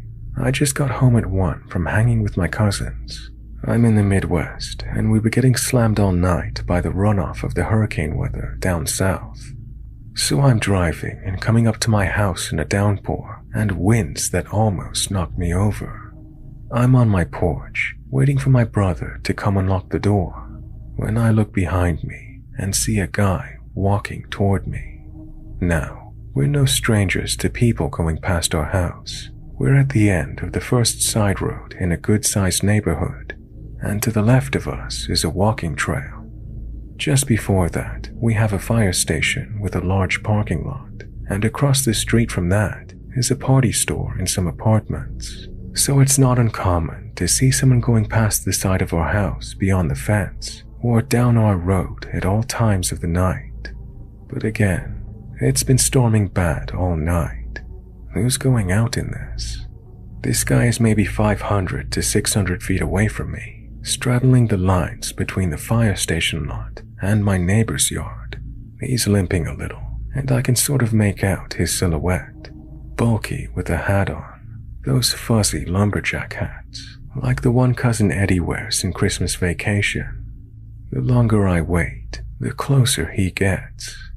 It felt like a good 5 minutes before my brother finally opens the door. I slide in and spend 20 seconds trying to fiddle the deadbolt in place. I sneak over to the far edge of the living room window to look outside, and he's heading toward my house. We have a dresser in our yard that my mom's fixing up, and this guy was right behind it, walking up our walkway. At this point, I start really freaking out. I could see him a bit better now with the porch light on. He had a jacket over maybe a sweatshirt and that furry hat on, and for some reason, a face mask. It was just a regular disposable one. This guy's making a beeline straight for my porch.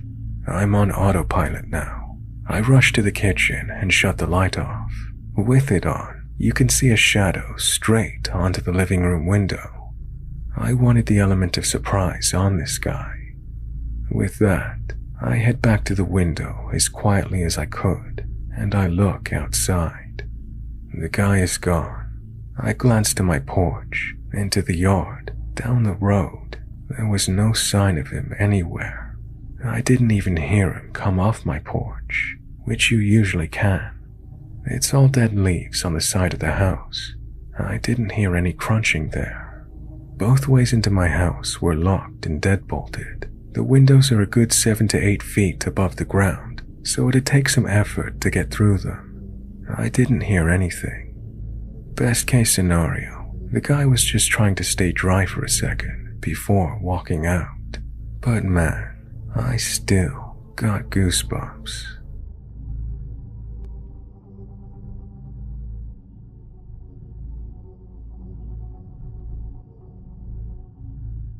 While taking a walk to the newsstand around the corner during the afternoon, my neighbor died. I swear I was gone not even 30 minutes. I came back to EMTs and police swarming the building. It was kind of surreal how quickly it happened.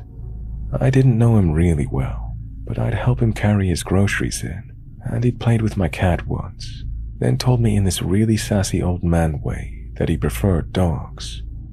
After it happened, a bunch of residents were gathered in the common room, including the guy's roommate who had earbuds in, listening to classical music, just staring into space with a blank look on his face. I assumed he was traumatized. One of the neighbors, who was kind of a jerk, was joking about how the guy probably killed himself. He started to walk over to ask him what happened, and I grabbed him, telling him not to be mean, because the guy was clearly listening to classical music to calm down. We all agreed how horrific it'd be to lose a roommate, and kind of scattered. The roommate was left in the common room until about 11 p.m., while police waited for the body to be collected. They wouldn't let anyone back in. It's been somber since then, even though most of us didn't really know this guy. We see his roommate in the elevator in hall. He always has his headphones in. He doesn't acknowledge us, but just walks past. He said, fine, which okay, maybe he didn't want to talk to a virtual stranger. A few of the rest of us have chatted about the neighbor who's passed, and funny memories. Then, yesterday, I heard building staff talk about when they found him. He was in nothing but a diaper, laying sideways across the bed, with his head almost to the floor. His roommate was sitting calmly with his side at the table, 10 feet away. When the worker rushed to do CPR, she'd asked how long he'd been like that. The roommate replied, "Oh, him. About 20 minutes." It seems like it's natural causes, but the entire thing is so bizarre. Several people saw him shortly before that, fully clothed, and his roommate was just sitting there in the apartment with him while he died. It's creepy as fuck, and I'm really glad I'm moving soon.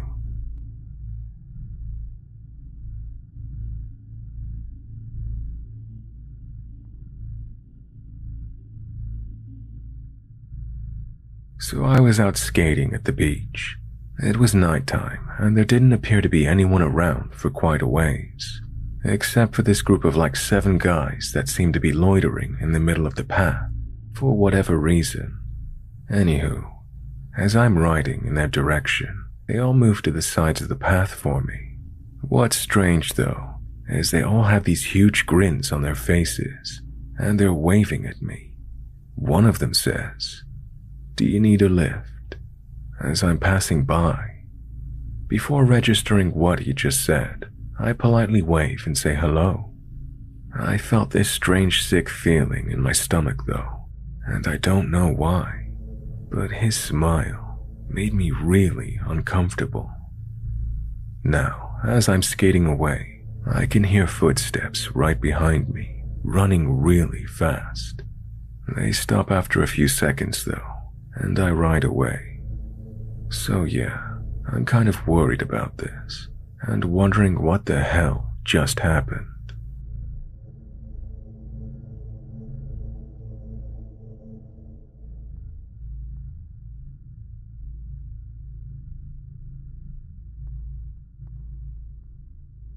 When I was about 23, my girlfriend and I were living in an apartment building in Phoenix.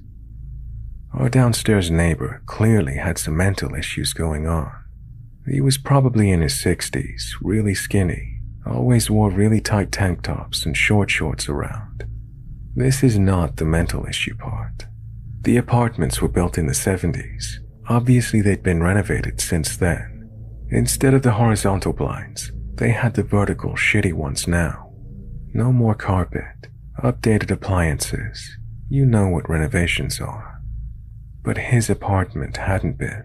It was exactly the same. Only his in the whole complex. I only know this because he usually has his blinds open, and I had to walk by his place to get to the stairs. He would always yell and bang things around in his apartment. And when it rained, he would go up to the roof and just scream.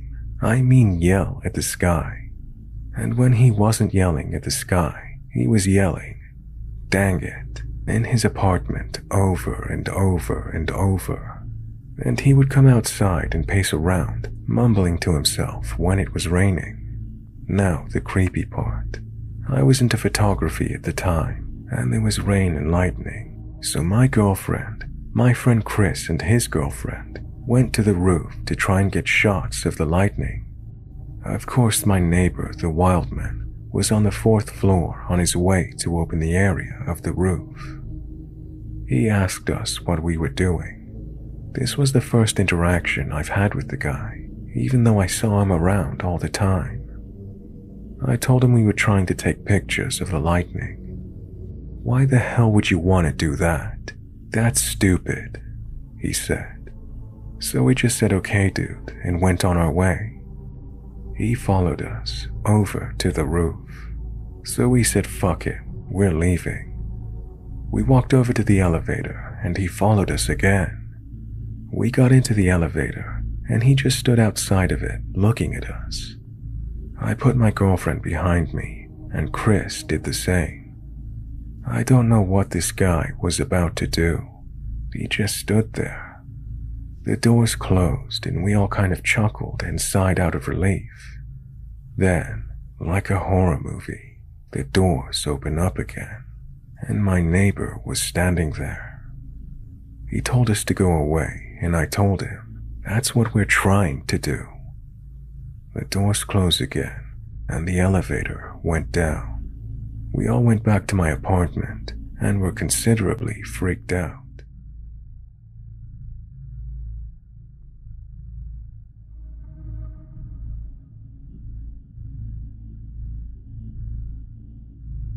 This happened quite a while ago. I'd moved into an apartment all by myself as a barely 20-year-old. I worked as a server 6 nights a week. It was hard work and long hours, but it paid the bills. For a bit of backstory, I was taking some time off from college after my freshman year, after realizing I wasn't quite ready for that responsibility. But I still wanted to be on my own and not living in my parents' house. My tiny apartment was on the 1st floor. It had huge, old-fashioned roll-out windows in the living room, but just a few other small windows in the kitchen and bedroom. I couldn't find curtains to cover the huge living room windows without spending an arm and a leg, so I just bought some from a thrift store that were more decorative than effective. It was in an okay neighborhood in a semi-large Midwestern city. Frankly, I couldn't afford a high rent, and I had barely any credit since I was so young, so I was happy with the balance I struck. The apartment was small and had an old model refrigerator and an ancient air conditioner, but the neighborhood was okay. If you drove 5 minutes south, then you'd be in the worst part of the city. The restaurant I worked at didn't close until 11 p.m. weekdays and 2 a.m. on the weekends, so I would always stay up very late with my only cat, Edgar, to keep me company. I would usually come home after working and sit on the floor in the middle of my living room and play Nintendo for a few hours before going to bed. It was one late summer night while I was playing Mario Brothers when I looked up and saw a man standing in the window. My windows were fully rolled out because it was a hot night, and I'm sure this stranger had to duck his head under the rolled-out window pane to get as close as he was to the screen. He was just staring at me. I froze. I sat there frozen with what I'm sure was a look of terror on my face. He was quiet for a few seconds, but then said nonchalantly, "Oh, sorry, I didn't mean to scare you. I saw your light on, and I live right across from you.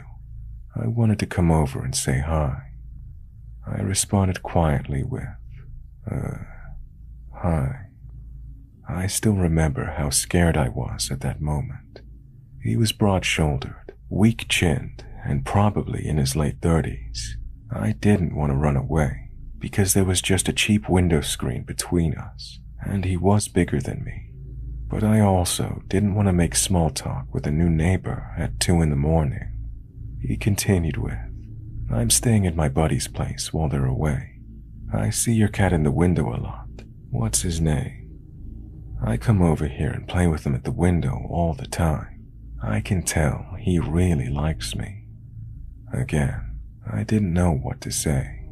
I did sometimes leave the window rolled out, just enough for Edgar's fat little body to fit through while I wasn't home, so he could sit in the windowsill and watch the birds. I didn't think anyone could fit through with how slightly I left them open. Apparently this guy was coming over and standing outside to chill with my cat. "His name is Edgar. I have to go to bed now, so maybe I'll see you around," I replied. I was just trying to get him to leave so I could close the window without making him angry at me. He didn't seem fazed by anything I said. "Edgar, that's a great name. Now I'll know what to call you," he said to my cat, who had jumped up onto the windowsill. "Well, if you ever want to come over and drink something, I just live right there," he said, while pointing to the house next door. Its windows directly facing mine.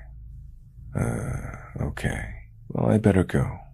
It's late and I'm so tired." "Okay. I know you work a lot. I love your cat. Come over sometime." "Bye," I said to him. He leaves as I frantically roll the windows closed. I turn off the lights and stand to one side of the living room to see if I can still see him. I could, sort of. The apartment he pointed out was completely dark, except I could see the small cherry of a burning cigarette going up and down very, very slowly. Great, he's smoking in the dark, facing my apartment, I thought to myself. I imagined calling the police and telling them that my neighbor just came over and complimented my cat. I decided instead just to close everything up tight and try to go to bed. I was too scared to turn the lights off, so I lay in bed with the ancient air conditioner grinding away and all the lights on. That was until all the lights went out and everything went silent. My apartment was pitch black and completely silent. Again, I was frozen with fear. Did the man cut off my electricity somehow? Was he going to break in? No. I eventually pep-talked myself into getting a flashlight and checking the fuse box. Yeah, the air conditioner that I rarely used had blown a fuse. I replaced it from a small box of fuses the landlord had given me and spent a sleepless night in my too-hot apartment. The next day, I called the non-emergency police line and told them what had happened. They sent a cop over a couple hours after I called. The policeman who came to my apartment asked me all about the details. I pointed out the apartment the man had come from. The policeman was very stern and scary to me at the time. He told me I should have told the man to get out of my window and go away the minute I saw him, and immediately called 911. He said he would drive by my apartment for the next couple of weeks to make the police presence known, and that he would talk to the man. Maybe he did, but I never heard from that man or the police again. And I moved not long after that.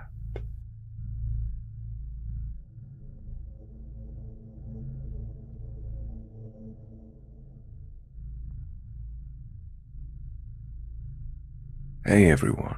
So about 2 months ago, I moved across the country to finish university. Less than 3 weeks after moving in, my boyfriend left for work and he forgot to lock the front door. I woke up 2 hours after he left to some noise in my bathroom, and just as I was going to go back to bed, I see some guy walk past my doorway. I was half asleep and didn't have time to grab my phone. I ran after the guy and started questioning him. He was a few rooms from the bedroom where my phone was, so I was afraid that if I got it, he would run away or hurt me from behind. He said that he was in the wrong apartment and that he was looking for his roommate, John. So I immediately started yelling at him, looking around the apartment to see what I can grab or do. I basically made him empty his pockets and all that, when I noticed he had money in his sock. He refused to show me the money and crept towards the door. I followed him out and down the hallway while yelling at him, basically saying, "What the fuck were you doing in my apartment?" over and over again. We got to the stairs and one of the building managers saw me and asked if I knew him. The second I said no, he took off running. When I finally got to the apartment to call the police, I realized my wallet was in the bathroom, and it was empty. Prior to that, it was on my night table, inches away from me. They caught the guy a few days later. There's even articles about him, but he's out on bail right now. I'm still constantly waking up to noises, probably from my upstairs neighbor, and constantly waking up paralyzed with fear. I go to victim counseling, but it's not very helpful. I installed a video doorbell, a camera in the kitchen facing the door, a taser, a few pepper sprays, and one of those 2-piece alarms from Amazon. But I'm still uneasy. I barely sleep, and I'm in a constant state of hypervigilance.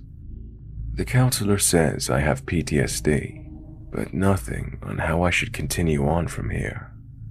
I'm lucky the guy didn't pull out a gun, but now I'm afraid of him coming back to shut me up, or someone else coming in, and I won't get as lucky as last time.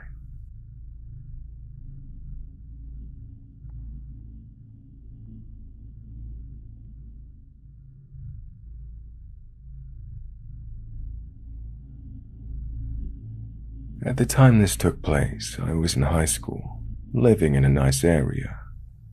I'd always wanted to get a job, so as soon as I was legally allowed, I called up the veterinary clinics in the region and filled out applications.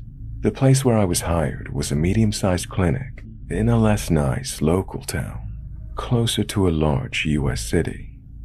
I have plenty of horror stories from this experience, but this one is probably the most human-oriented. My job was to tech and do general kennel duties, which mostly involved cleaning cages. There are a couple of things you need to know before I get to the meat of this. First, There were two shifts, opening to early afternoon and late afternoon to midnight. Due to my school schedule and general preference, I often worked nights and spent most of my shift alone in the place or with one other person, since we usually worked in pairs. Second, the doctor who owned the clinic got some kind of tax incentive to hire kennel staff through a program that tried to place mentally ill people. Since I was the only one who didn't complain about working with these people, I was almost always paired with one.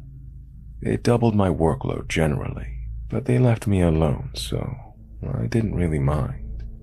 On the second night of the story, I was working with a woman who was very disabled.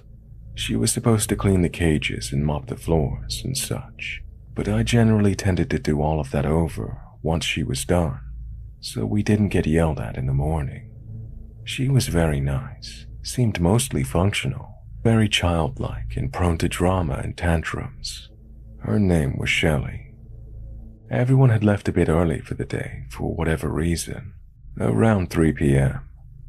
We had until midnight, and there was plenty of work to do.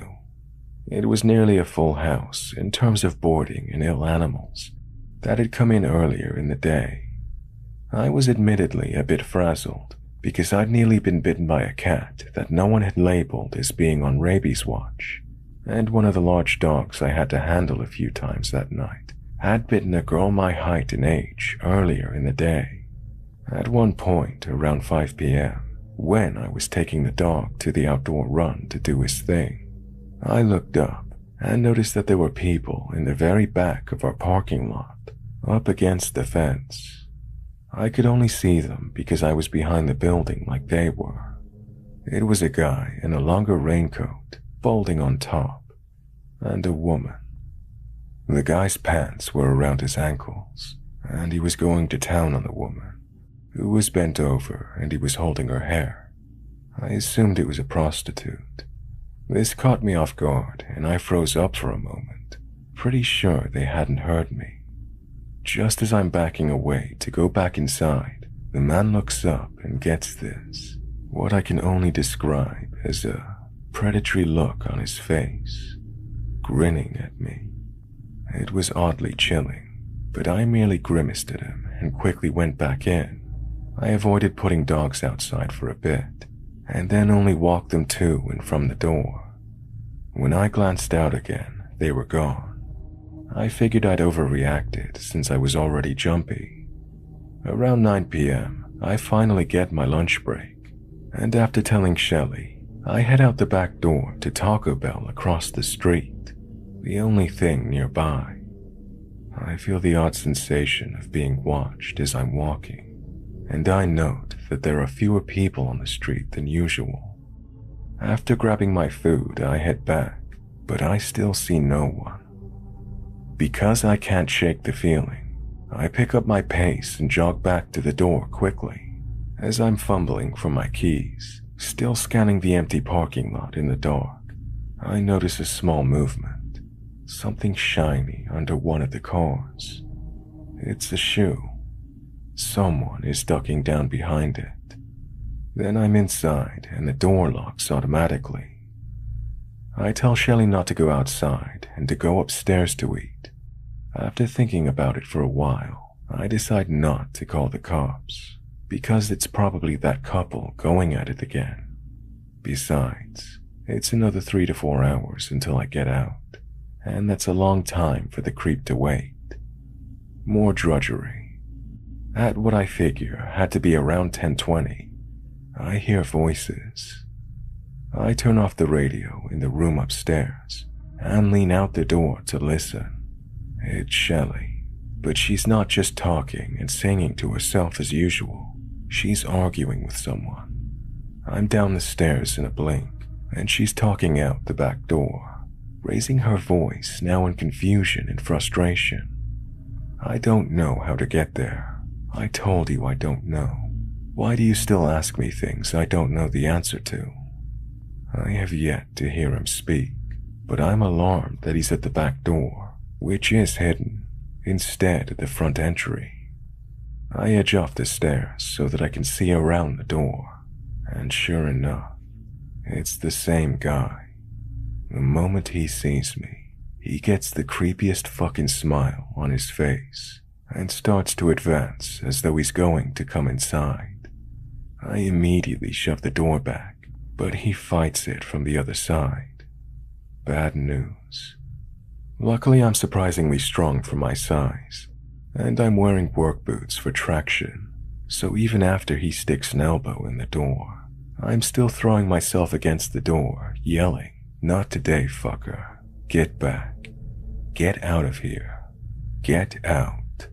Telling Shelley to call the cops and give me the bleach.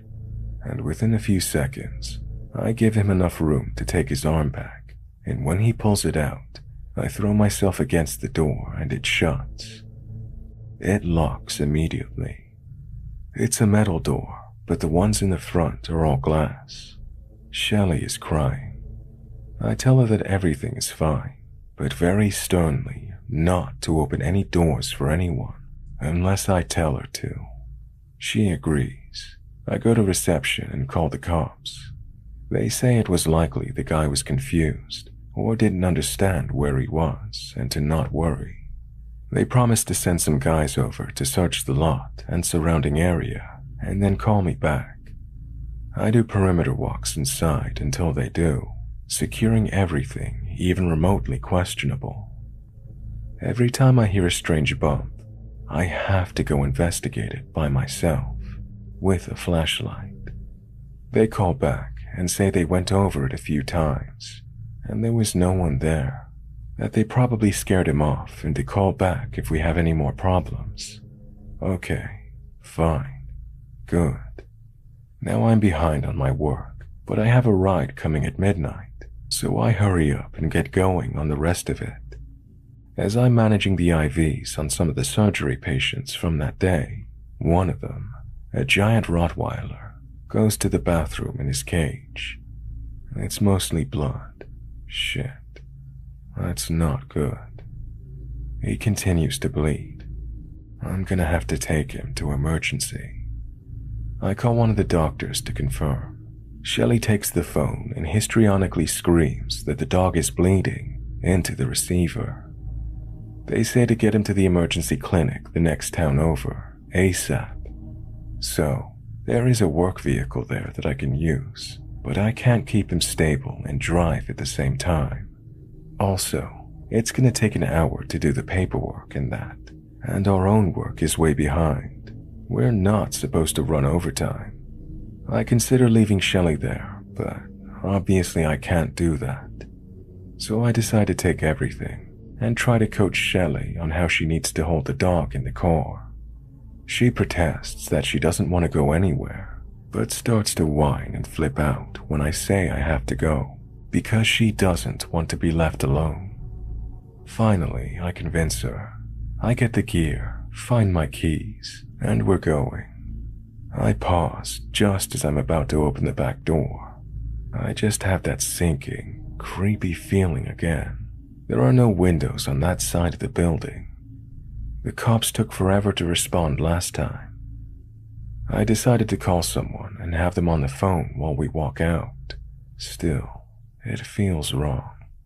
The dog is still bleeding. I run back up to the front to look out the windows, and I see nothing, though I still feel watched. Then I notice there are shoe prints near the front door from the recent rain. Someone could have just taken shelter on their walk. Maybe.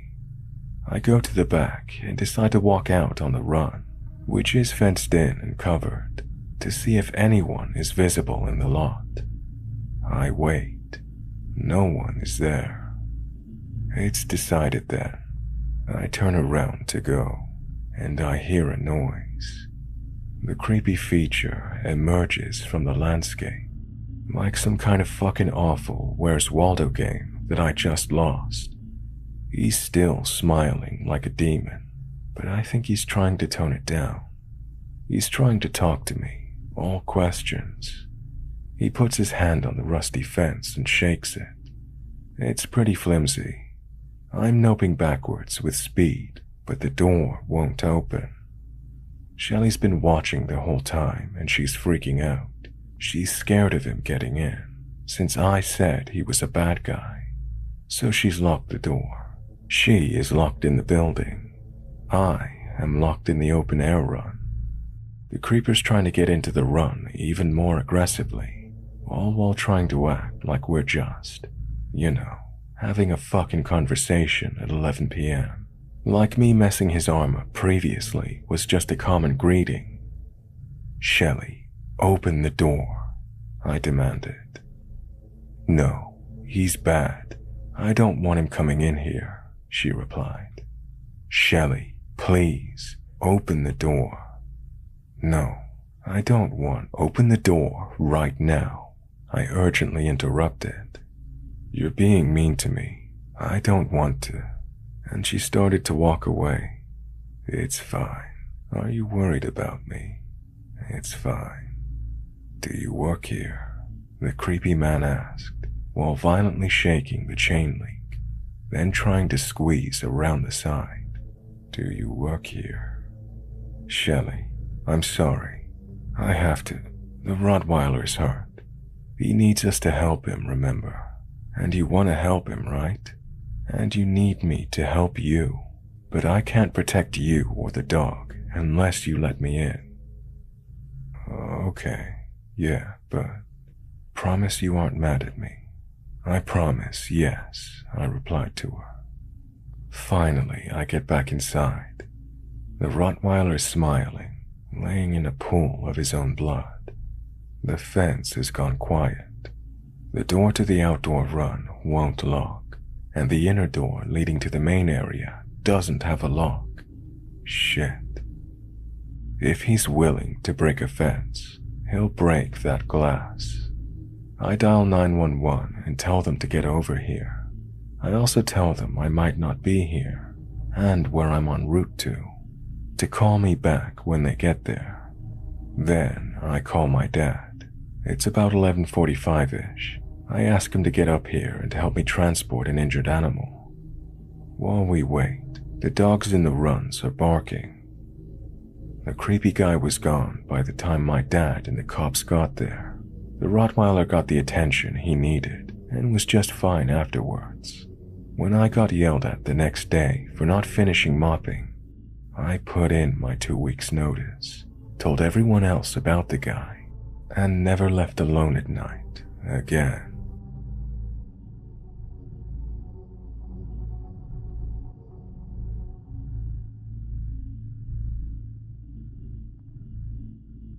One time I was walking home from the train station after I spent the weekend at my aunt's house. It was about 11 p.m. at night and very dark outside.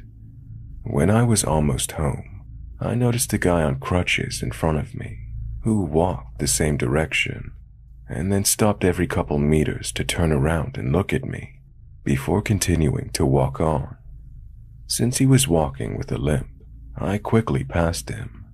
When I did, he stopped walking and grinned at me in a very creepy way. I kept moving. Since I live in an apartment complex over a burger restaurant, for a moment, I considered to ask one of the employees to walk me to the front door, because to get to the entrance of the apartment part of the house, you had to walk around the house into a dark court. I, however, didn't ask, because I thought, what could possibly happen? The guy's on crutches, and I didn't want to come across childish. So, I was walking through the court of our house and wanted to pull out my keys while walking. Suddenly, I couldn't find them in my handbag. I realized I had thrown them somewhere in my travel bag because I didn't want to lose them from my handbag while staying at my aunt's and being out with her all the time. So, still standing in the middle of the court, I had to search the whole travel bag for the damn key. I was so distracted by the whole key searching incident that I totally forgot about the creepy guy I had encountered before. When I finally pulled the key out of the bag, I looked up. The creepy guy from before was standing right in front of me, grinning. I always thought in a situation like that, I'd start screaming, but instead, I couldn't get myself to make any sound at all. With the keys in my hand, I started running to the front door, opened it, and jumped inside the house. The guy, still walking with a limp, followed me as fast as he could. Luckily, due to his injury, he wasn't as fast as me. Unfortunately for me, our front door was one of those doors that slowly fall into the lock automatically. But when you try to push them in order to shut them quicker, it pressures back and stops you from slamming it. So, there I was, trying to push the door into the lock, while creepy guy was on his way to follow me into the house. Believe it or not, the door fell into the lock right in the second he reaches the doorstep. Through the glass door, we just look at each other, both breathing heavily from the race. He looked quite disappointed. I quickly ran upstairs to my apartment and locked myself in. Later that night, I looked outside my window and I saw the same man walking up and down the road in front of the house. He stayed there for about 3 to 4 hours after the incident.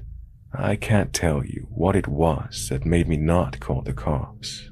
I guess I was like, after all, nothing happened. What can they do about it? After that, I didn't feel safe anymore in my home because I knew that he knew where I lived. I only left my apartment when being picked up or dropped off, and made sure to be home before it was turning dark every day for 2 weeks. Finally, I decided to go to the police and tell them about it, to ask whether they can keep a special eye on the neighborhood for a bit. I went to the police station, and it happened exactly how I feared. They took notes and said, we really can't do anything about it now. You should have called before, but we'll make a note. A couple days passed, and suddenly I get a call back from another police officer who asks me a lot about what happened. He then tells me that they've been looking for the guy on crutches for months already because he's assaulted several girls in our town, followed them into their apartments, and even slept in front of their doors. He had been in police custody before, got out, and violated probation. He had some kind of mental illness too. The police officer told me to immediately call if the guy showed up again. He luckily never did. It was only then that I understood the seriousness of the situation and realized that I most likely escaped an attempted assault in some sort of way by just an inch. I, in a way, really didn't believe that the whole thing had actually happened before the police guy called me back. This was 5 years ago, but I still think about it from time to time, and it still gives me the creeps.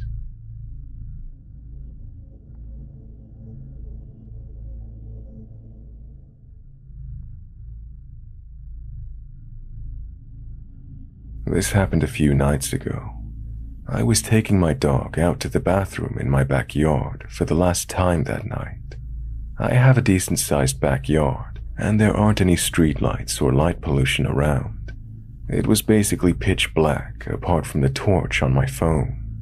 Anyway, the dog goes to the bathroom, and I tell her, "Good girl, let's go inside." And instantly, I hear someone call, "Yoo-hoo," out from somewhere I couldn't see. It sounded like they were just at the fence line fairly close to where I was, maybe 10 meters away. It was definitely a person, not an animal sound. They didn't scream it loud or even shout it very loudly, just called it out sort of creepily, and it was obviously directed towards me. I nearly shat my pants, and my dog was really startled and started to growl and barked instantly. She was looking exactly towards where it came from. Anyway, I wasn't sticking around, so I bolted inside with my dog and locked the doors. I just don't know who it was or why they did it. It was really late, there was no other light source, and I don't know who would be wandering around in the pitch black like that. I live in a very low-crime neighborhood, as in crime is basically unheard of. Now, every time I take my dog out to use the bathroom, I feel like I've walked into a horror movie.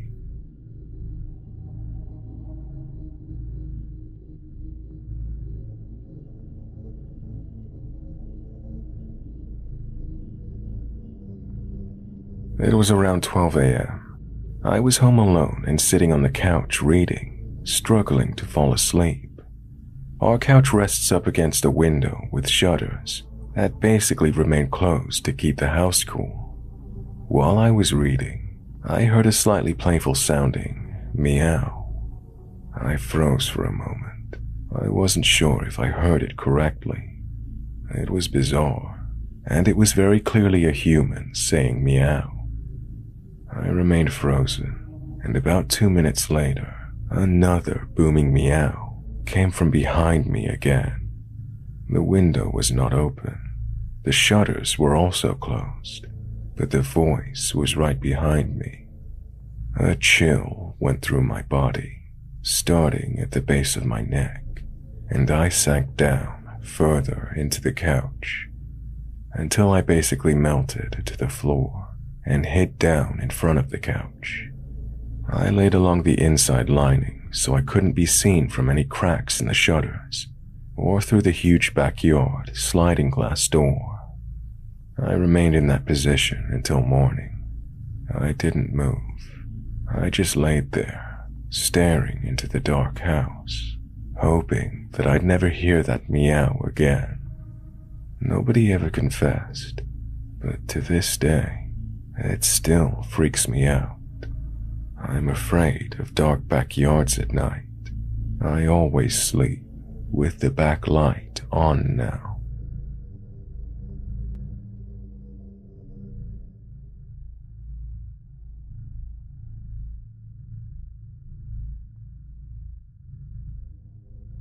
I used to work on the north slope of Alaska in the oil industry. The work we were doing required us to travel far out into the Alaska Petroleum Reserve, which is basically just untamed tundra wilderness for hundreds of miles. The oil companies would build these long ice roads in the winter that would lead to the exploration drilling pads. Our job was to go out after they finished the initial drilling and test rock formations for their oil-producing qualities. It was mid-January. The sun hadn't quite come up yet. And when I say the sun hadn't come up, I mean in almost a month and a half. Polar nights are intense. The particular well site we were traveling to was about 60 miles west of Alpine, Alaska, deep in the wilderness. Our job took a week, but we finished, and we're headed back to camp to finish our hitch and go home. At the beginning and end of the ice roads are guard shacks that you have to check in and out of for safety. If you don't check in or out in a set time, they come looking for you to ensure you're not a popsicle. It was about 4 in the morning, not that it mattered in the land of endless night, and we were halfway across the ice road. Travel was slow as the speed limits on the road is only 25 miles per hour. When something appeared on the road in our headlights, it was a man in jeans, sneakers, and a hoodie jacket, walking down an ice road in wilderness tundra at 4 a.m., and it was 20 degrees outside. It's not unusual for local Inuit people to be out this far hunting. Maybe his snowmobile broke down and he's trying to get back to the guard shack. Seems plausible. He didn't acknowledge us as our trucks rolled up next to him. He just kept shuffling forward. He didn't seem cold. His clothing, while totally not appropriate for this extreme weather, appeared warm and dry. We also noticed he wasn't Inuit, but Caucasian. I rolled down my window and asked if he needed any help and if he was okay. He still didn't acknowledge us, just kept shuffling forward. His face was completely blank, devoid of any thought or emotions. The other guys in my truck suggested that he was in an accident and in shock. I continued rolling my truck alongside him as he trudged down the road, still trying to get his attention. Even in this extreme cold, I could occasionally get whiffs of a particular smell coming off him. He smelled acidic, if that makes any sense. There was just a lot about this guy that made the hair on my neck stand up. The guy behind me in the truck's crew cab had had enough of all of this. He rolled down his window and reached out to grab the guy. He later said he was just going to try and shake him out of his stupor. Before my buddy's hand could reach him, though, this walking popsicle spun around and latched onto my buddy's outstretched arm. He glared at my buddy and then at me with this look of pure rage, not removing his hand from his arm. If emotions had a physical temperature, this guy could have melted the entire tundra that night. My buddy groaned in pain as he tried to get his arm free from Mr. Popsicle. At the same time, at that moment, this guy starts screaming in our faces. There was so much hate and rage and anger in that scream. It was absolutely terrifying. I slammed on the gas and spun out on the ice for a second before the wheels caught and launched us forward. Popsicle Guy still had hold of my buddy's arm and was trying to pull him out of the truck. He was running along the side of the truck while the other guys in the cab held onto my buddy to keep him inside. After several moments, my buddy tore free from this guy, and we hauled ass to the guard shack another 30 miles down the road. We checked in with the guards and reported what we'd just seen. The guard was looking at us like we were pulling a prank, but policy said they had to check it out regardless. My buddy's arm was sore, and when he pulled back his sleeve, there were noticeable bruises in the shape of a hand around his arm. We filed a report with the guard and were told to head back to our camp. None of us really wanted to talk about what happened, and it was a quiet drive the rest of the way.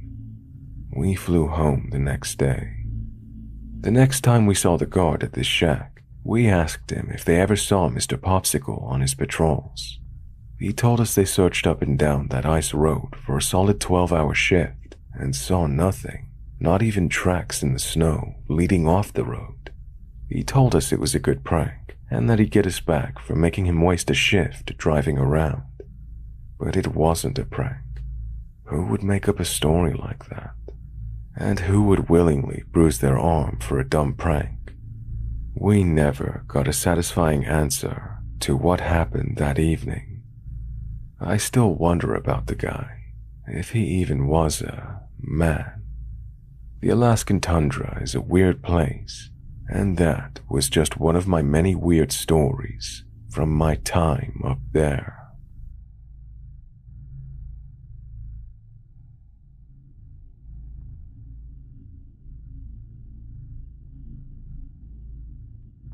So, I'm a 26-year-old man, and I've been planning a camping trip with my wife and dad for a whole year. I wanted everything to be perfect, as we don't get away from town and dive deep into the woods as much as I'd like. This takes place in the very tree-dense Davy Crockett National Forest in East Texas. Earlier that day, my dad decided to go a little early and pick out a good spot for us to camp. To give a layout of where we camped, there were 2 dirt roads on either side of us, and an overlook to the north of us. We camped in the middle, between the 2 roads. My wife and I arrived and met my dad down there around 11 a.m. We set up camp and proceeded to enjoy the day until around dinner time, when we started to cook our meal for the evening. Right as we got done with dinner, we see this truck circling around our campsite. He went around us several times and finally pulled right up into our camp and got out of his truck. He then proceeded to tell us that this was his family's campsite and how the firewood that was laying around was his. Now, in this particular forest, campsites are first come, first serve, and my dad had been there since 9 a.m. He then asked if he could camp next to us, and of course, being friendly, we said yes. We didn't know that when he said next to us, he meant directly on top of us. He backed his camper in so close to our tents and vehicles that he blocked my truck in. We weren't sure why he was doing this, being that there were so many other campsites available, but we just shrugged it off and tried to have a good time anyway. Not too long after that, we noticed a white Dodge dually circling around us. We had an off feeling from this truck because it went around several times, but we dismissed it because the area we were at was popular due to the overlook. After a long night of drinking and goofing off, we decided to go to bed. I was in a dead sleep when out of the woods, I wake up to a blood-curdling scream. I jolt up and ask my wife, "What the fuck was that?" About 30 seconds later, we hear another scream off in the distance. At this point, I grabbed my gun and unzipped the tent so we could see out. My dad had left a lantern burning so we could see a little ways into our campsite. At that moment, we see the white Dodge dually tearing down the road behind us. They continued down the road until they were out of sight. We heard them stop and get out of their truck, slamming the door and screaming. Then they proceeded to back in their truck and drive very slowly down the other road that was in front of our campsite. At this point, we were terrified, thinking they were coming to rob us, but they kept driving until they were out of sight. Then we heard shooting. After the gunshots ended, they sped off. At this point, we thought that maybe they were just drunk and acting stupid, so we didn't call the cops, and we didn't have any signal anyway. We just tried to go back to sleep. The next day, we had to make a beer run for my dad. When we made it out of the camping area and hit the main highway, there were police everywhere. They had stopped 2 young boys. We assumed they were the ones who were being troublemakers the night before and continued on into town. When we got back to our campsite, the cops were leaving after talking to my dad. They told my dad that the guys in the white dually had gone into the younger guys' camp while they were hunting and were robbing them. The boys walked up on their camp being robbed, and the dually guys pulled guns on the young boys, proceeding to rob them at gunpoint. We think if it hadn't been for the people that camped right on top of us, as strange as it was, they would have robbed us instead. They made our campsite look bigger than it actually was. The people in the white dually were never caught.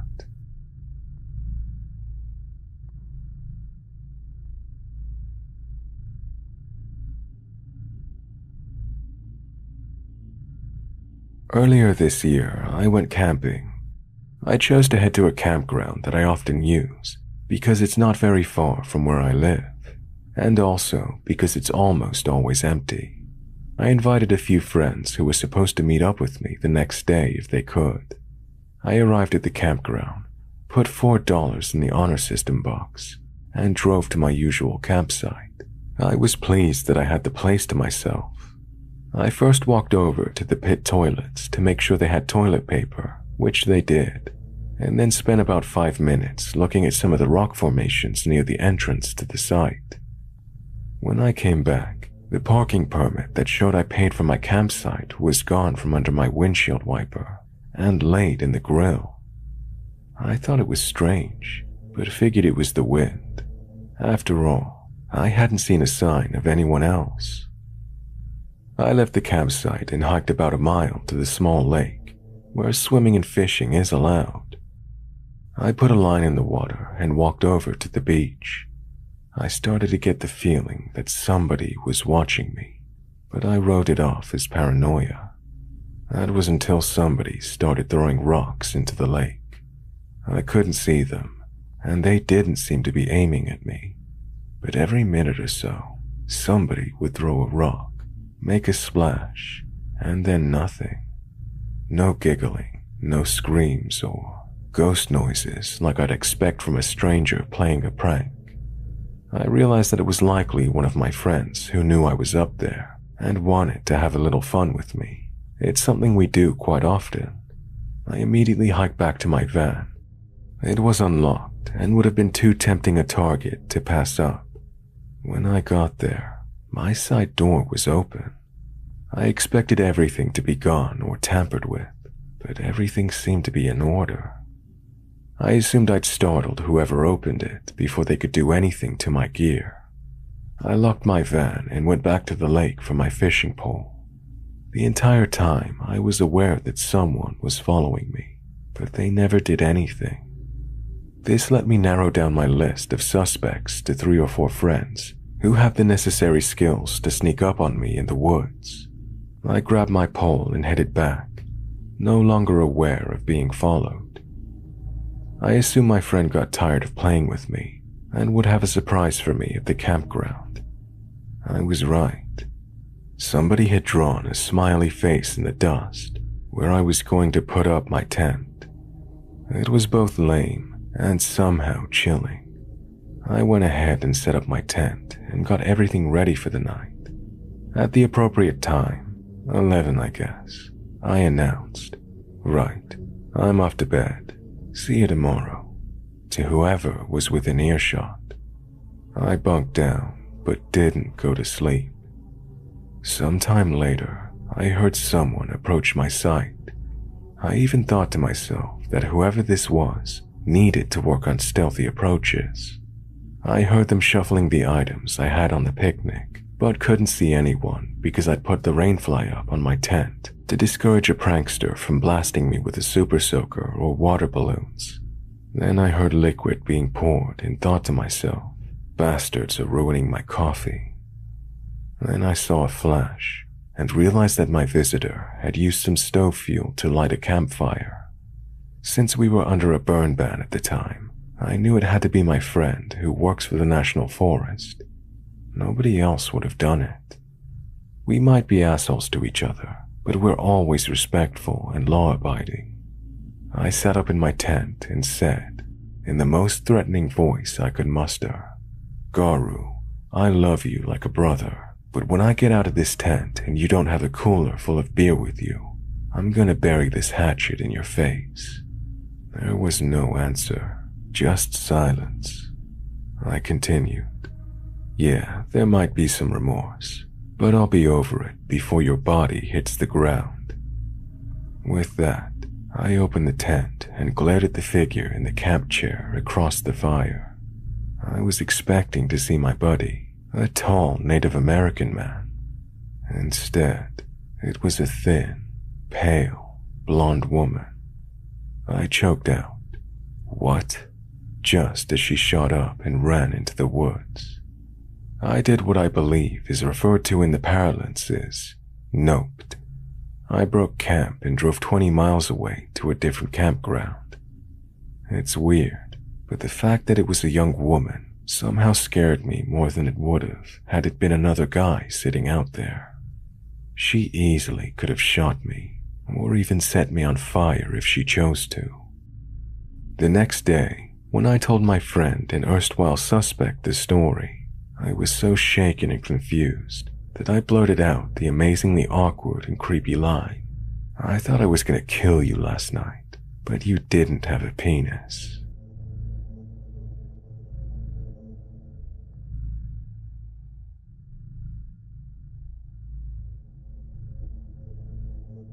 I grew up in Orange County, California, but there were some real wild areas around us, believe it or not.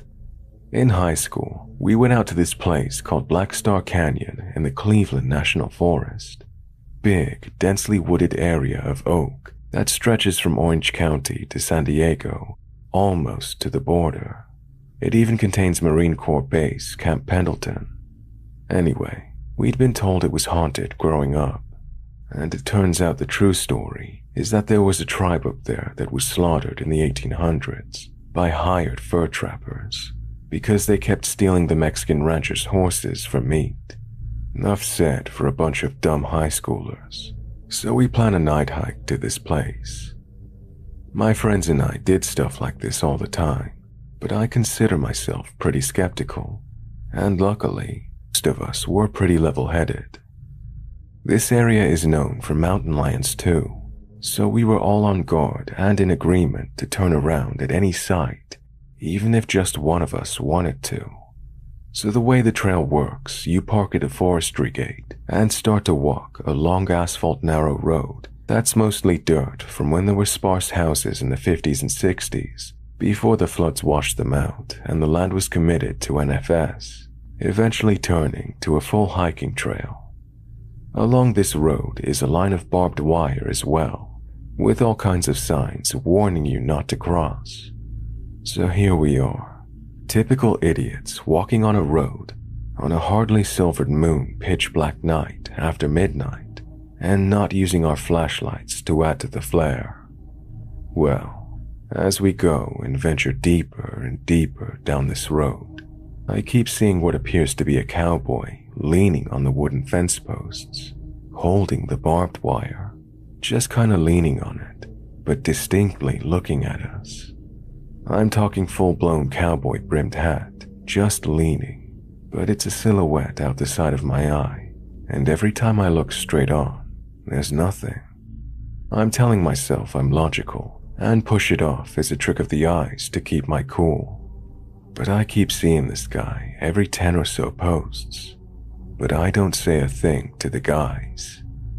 We get to a point where we've been walking for over an hour and debate on heading back just because of the time. Just then, my friend says, "Yeah, I keep thinking I'm seeing a cowboy along the fence line." I no shit felt my stomach drop out of me. I couldn't believe it. These were plain wooden fences, maybe a typical 4 foot or so tall, with mostly field behind them. No way that looks like a person. So I open up about it as well. We all agree to turn around. Just then, my other buddy starts flipping out, ripping his shirt off, screaming about getting stung. We're all kind of confused, looking at him like he's crazy, but he insists a bee or something just stung him. So we turn our lights on his back to look, and watch his 3 distinct scratches form, stretching from one shoulder diagonal to the opposite hip, even drawing blood. We were done, needless to say, after that, but made it back to the car without further incident. You can probably argue the shadow was coincidence in the dark, and shapes playing tricks, sure, I'll give you that. But throw in a scratch in a way that we watched happen right as we're discussing Dickhead Ghost Cowboy, and in a way he couldn't do it to himself, and none of us standing in a circle did to him. Okay, there's something going on. This area ended up being used by Jack Osborne's show, Haunted Highway, in his pilot episode. It's pretty cool, and I've been back since, but only in the day. California has more to it than you'd imagine. This is just one story of many I've experienced out here.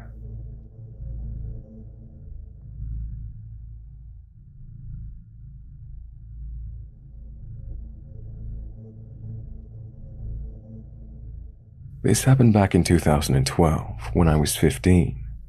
There's a youth center in my city that used to do annual camping trips to Sweden.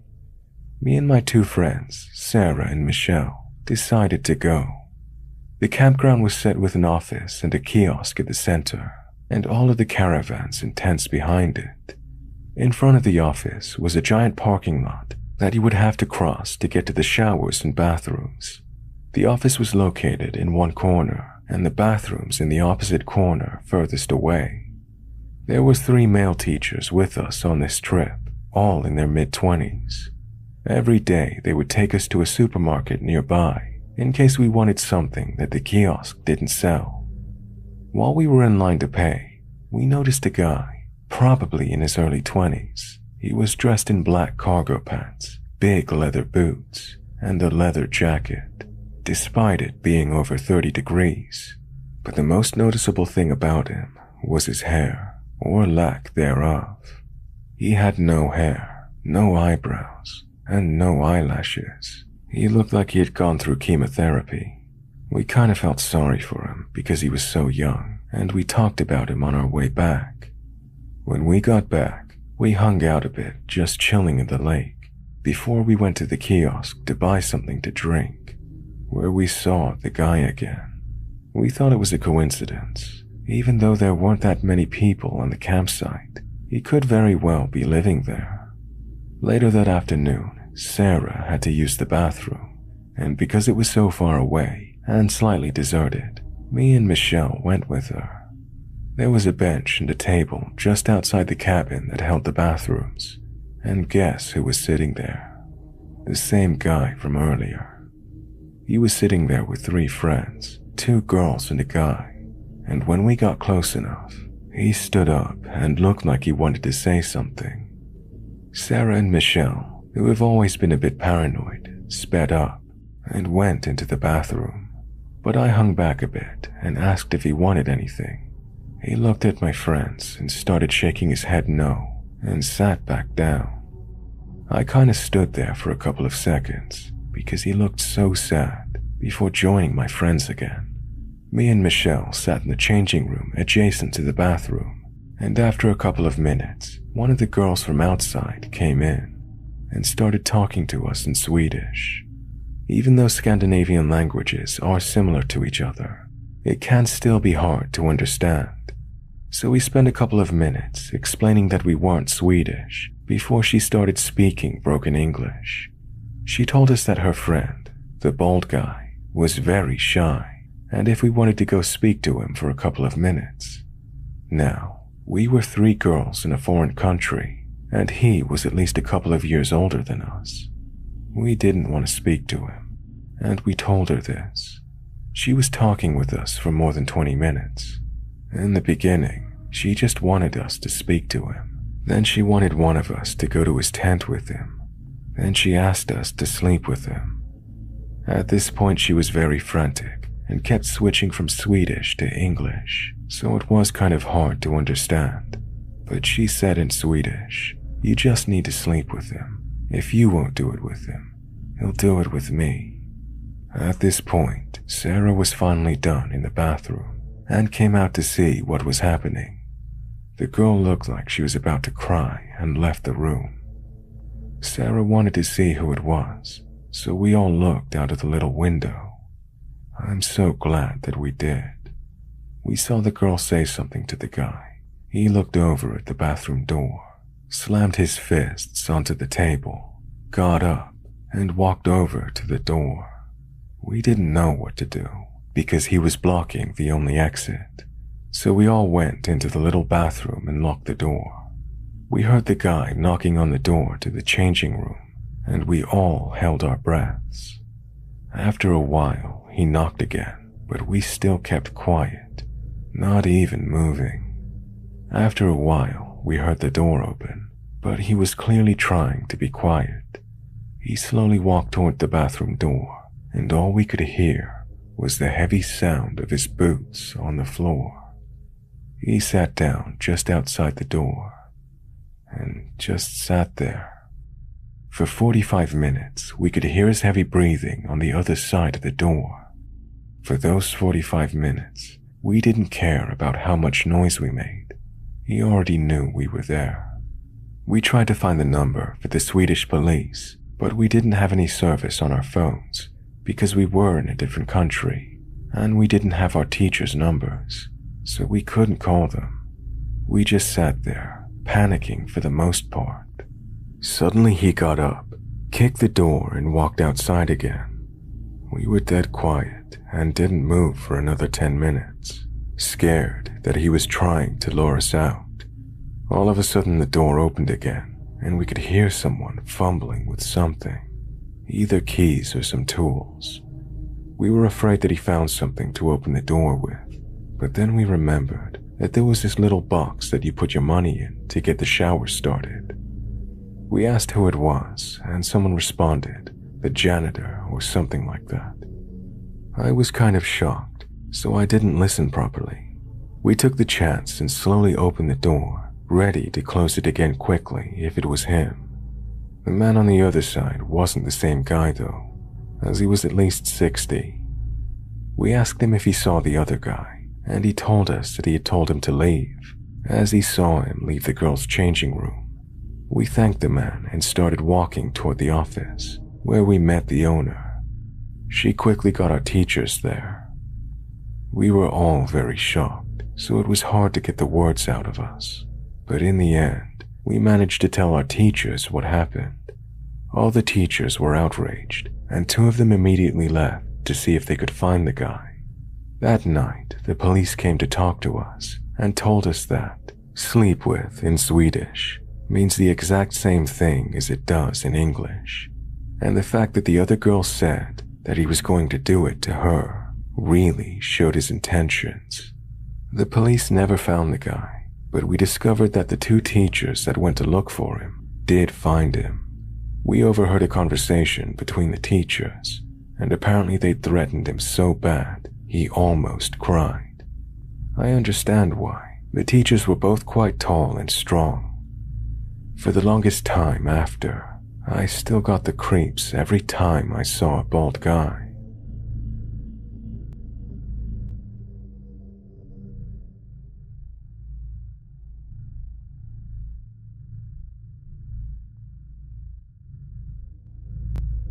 Last night my husband woke me up at around 11:50 to tell me that someone's been knocking on our door and ringing our apartment doorbell for about 10 minutes on and off. He woke me up so I could possibly ID the person. Once I looked out our upstairs apartment window, I saw the man walking to his car in our apartment parking lot.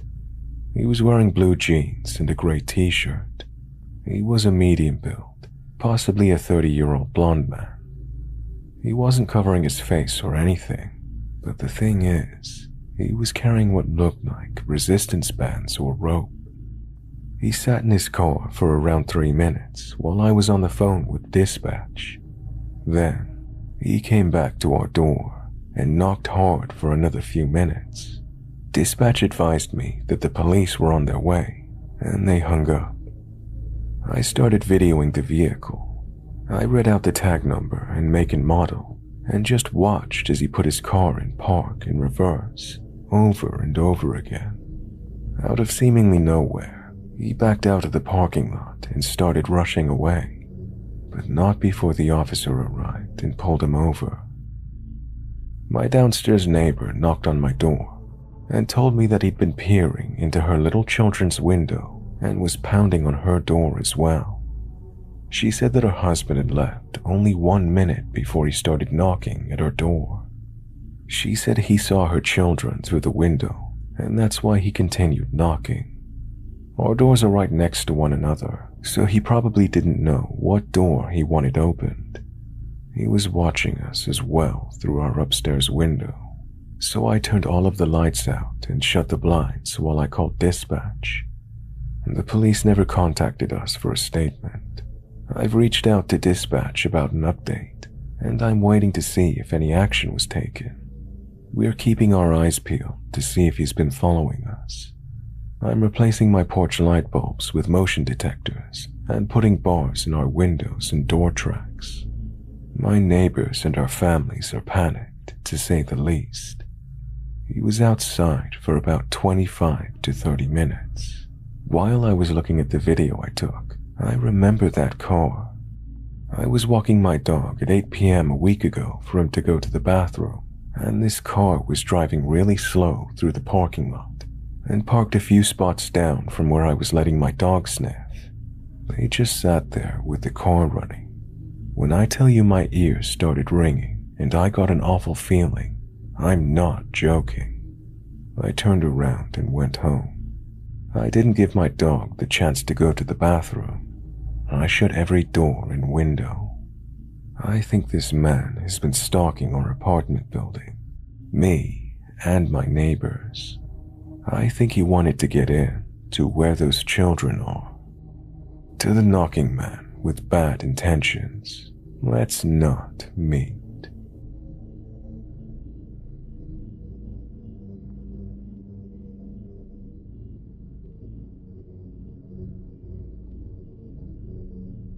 Okay, so this happened a long time ago, but it's still just so vivid in my mind, and I want to share it. My primary school did proms for the seniors. The classes who are going into high school next year got to dress up all fancy, and some of us, including my friend group, rented limos to drive us around for a while before the prom actually started, and the younger years got to participate as well. but in more casual stuff. The prom ended at around 10 p.m.-ish, so I went outside to go home, and my sister is there to pick me up. Now, this was the first time I've ever worn heels in my life, and my feet were killing me, so I wanted to hop in a taxi and go home instead of walking for an extra 15 to 20 minutes. But my sister had brought our dog with her, so we had to walk back. I decided to walk ahead because I wanted to get home quickly so I could just collapse under my bed and take off the heels. To get to my house, you could either go down the main road or go down the side roads.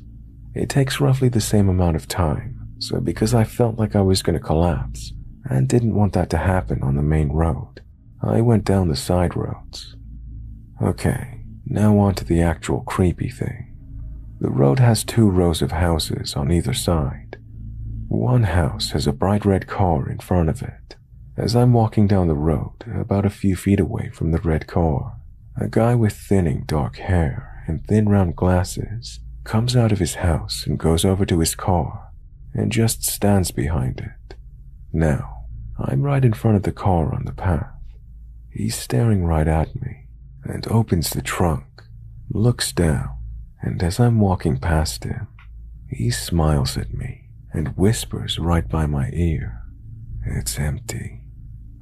I then speed walk down the rest of the street.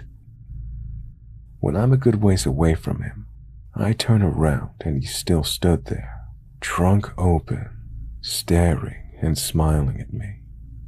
I now get chills every time I see a red car parked or go past me, and hate it every time I went up or down that road.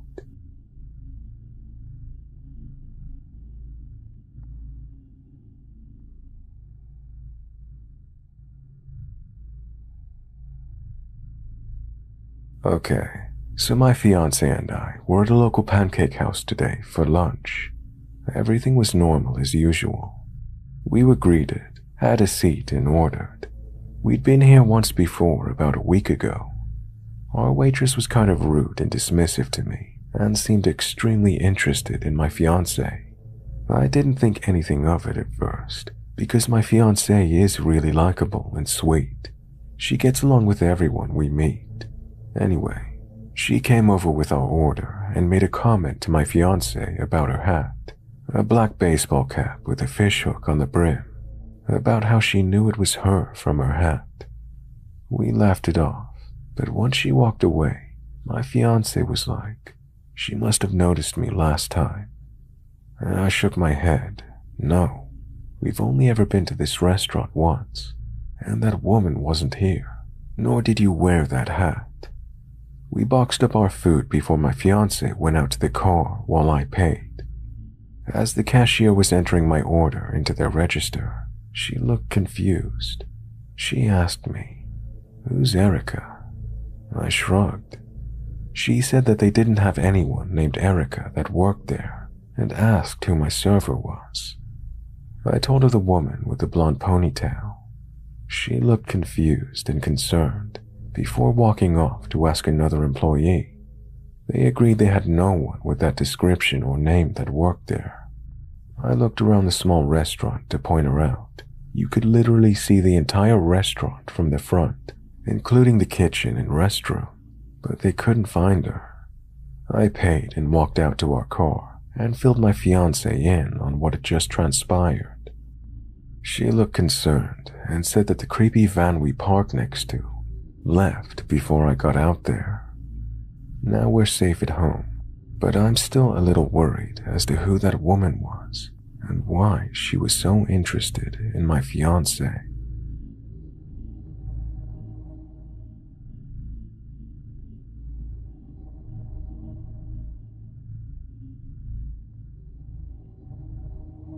This happened 15 years ago when I just come home from college on winter break. Home this time was not the house I grew up in. My parents had just moved closer to our small city, so it just didn't feel the same to be in a different space. Maybe that's what triggered my worry. In my family, I'm always the one thinking of worst-case scenarios, generally distrustful and mostly seeming like the annoying worrywart. Call it what you will, but it's also the gift of fear, am I right? One cold night, my parents had gone to bed upstairs and the dog had followed suit. I thought I'd watch TV in the living room for a bit before going to sleep and settled in on the couch. The living room was in the front of the house, and with the recent move, the shutters on the window weren't there at the time, only see-through curtains that weren't really drawn. I noted this, but was used to our rural setting when the only ones who could see in were the neighbors we knew so well. I'm watching TV for about half an hour when the screen cuts out. It just goes snowy. This was back in the days when you watched whatever your local cable channels brought you. I looked up from whatever I was doing, at first thinking, well, that sucks, but something felt off. I tried the remote, but no other channels worked, and so I was sitting there, thinking about what I should do instead, when my cat jumps up onto the windowsill and starts wailing. This may seem innocuous, but anyone who knew my cat knew this was not par for the course. He was pacing and wailing at the window. A feeling of dread washed through me, and I was frozen. That feeling of dread is so fiercely visceral. What the hell is going on? What's out there? I tried to settle myself down in this unfamiliar dark house, and felt a bit better, because what are the chances? But then, there it was. I swear on all I have that this cold waft of air blew through, and then I heard the side door. I became unfrozen. I bolted. I run upstairs to wake my parents and slumbering dog and frantically tell them that someone is trying to get in the house. They, I think, were annoyed. I'm a worrier, remember? Still, they get up and I think try to placate me by looking around the house. They go check all the rooms, including the basement, while I'm scared and exasperated. They are sleepily roaming about into dark rooms unarmed, when God knows who has probably made it inside already. Well, they didn't find anything. They verbally patted me on the head and said goodnight, and I felt foolish. That is, until the next morning. I don't know what prompted my parents to call the police, but they showed up and asked me how I knew someone was out there. Whoa, hold up. What? I start answering. Well, the cat was meowing a lot on the windowsill and my voice trailed off, waiting for the reaction I usually get, which I got. The cop smirks. The cat, huh? He goes on to say that someone cut the cable wires on the side of the house, that either the person or persons thought they were disarming the alarm, or they saw me watching TV and wanted to mess with me. And the side door. Muddy grounds gave us the ability to see the fresh tracks right up to it. It didn't look like it had been fooled with, but I know what I heard, whatever it was. I knew it, I said to my parents. The triumphant feeling was short-lived when I started to mull what I was so sure about had been true. True, I did know someone was out there. I also knew I would always check that side door and take some cues from the cat, just to be safe.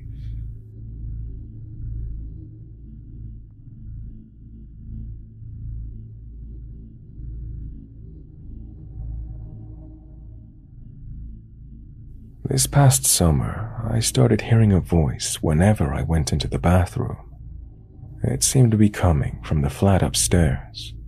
At first, I thought it was just one of the owners of the place, talking from his room, since the layout has the main bedroom next to the bathroom, and the walls are so thin, sound easily goes through them. I thought nothing of it. Plus, the voice was accompanied by a new creaking sound, as if they were laying on an old bed, so perhaps he was bedridden and that's why I heard him all the time. But one day, I started to worry. Getting out from the shower, I could swear a few of the words I managed to understand seemed directed to my body, but they were so few that I thought I was just being paranoid. See, I wasn't comfortable when I first moved into the house. The second I set foot in, I was worried about being spied on. I've no clue why. There was no reason to think so. But I remembered a movie about someone moving into a house with cameras, and I started to worry. I even jumped right out of bed one night a few years ago because I'd seen a camera at the end of a cable hanging a few centimeters from my face. It took a while to realize it had been a dream, so I just thought it was my mind being a shithead. The voice kept coming through the bathroom's roof all through summer, and looking up, all I could see was the hole that had been opened right above the toilet to get to a leaking pipe. It had been there for a while.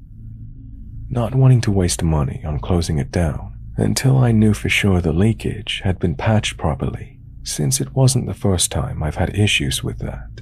All you can see in that hole is brick and cement, a beam, and the big pipe taking waste out of the building, and darkness up above where the light can't reach.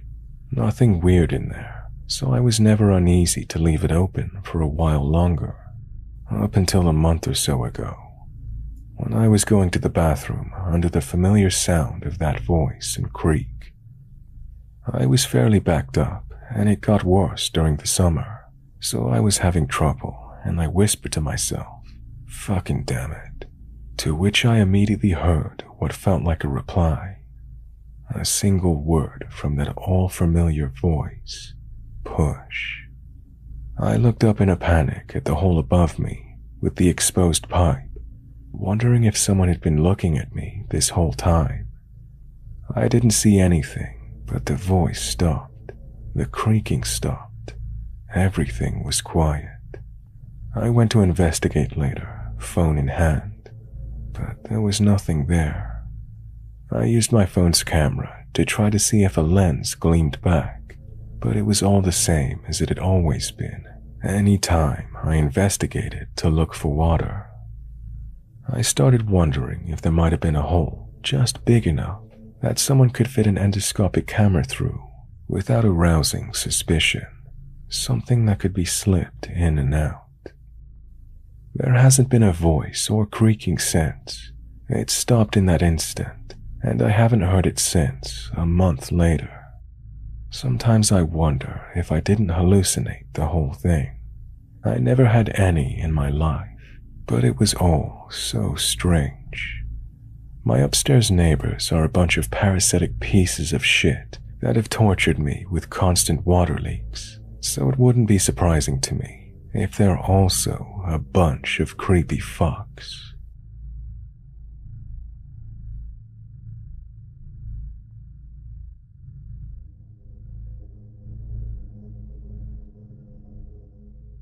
This happened around 2001, when I was 21 or so.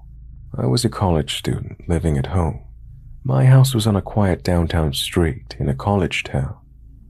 I'm not a sleepwalker per se, but sometimes when I'm really tired, it takes me a few minutes to really wake up. Within those first few minutes, I'll often go about my business almost by habit. I've gone to the bathroom, brushed my teeth, and that kind of thing, before fully waking up. One afternoon, I was home alone and taking a nap on the living room couch. My doorbell rang. It felt like part of my dream, and the next thing I knew, I was standing in the front vestibule, talking to a strange young man. I have no memory of getting up and answering the door. He was young, late teens or early 20s, clean-cut and dressed normally. Nothing stood out about him. He was holding a stack of something. He was in the process of explaining to me that he was part of some rehab program that took minority, low-key offenders from troubled backgrounds and helped them rehab by teaching them life skills. He and the others were out that day selling magazine subscriptions for their non-profit. At first I told him I wasn't interested, but he was friendly and wouldn't back down. He was polite, but pushy. I finally told him I'd look. While thumbing through the catalog, though, I became aware of him moving closer and closer to me. All the hair stood up on my neck. He was really crowding me and invading my personal space. I didn't want to be rude, so I just shuffled backwards towards my door until the knob was pressed into my back. What made me really uncomfortable, though, was what he was saying to me. He kept going on about, "This is a really nice house. How can I get me a nice house like this?" Finally, to get him to leave, I wrote him a check for a subscription service. But just as I was starting to close the door on him, he put up his hand and asked for a glass of water. All of my antennas went up at that. I knew not to let him into the house, but he moved forward to where we were almost touching. His hand was on my doorframe, blocking me from leaving the vestibule. I could only move backwards. When he asked me a second time, I said, "Sure." And then before he could react, I said, "Be right back," as I quickly backed in, shut the door in his face, and set the deadbolt. Watching from a window, I heard him curse, ball up my check, and then walk away. He got into a dark sedan that was parked half a block down my street and driven by another young man. Despite how he was supposedly going from door to door, none of my neighbors were approached. My check was never cashed, and I never got my Cosmo. I was afraid that I may have totally overreacted, but at the time, I didn't feel comfortable at all. My upbringing was totally fighting my instincts. Since then, I've learned enough to know that I might have been really lucky.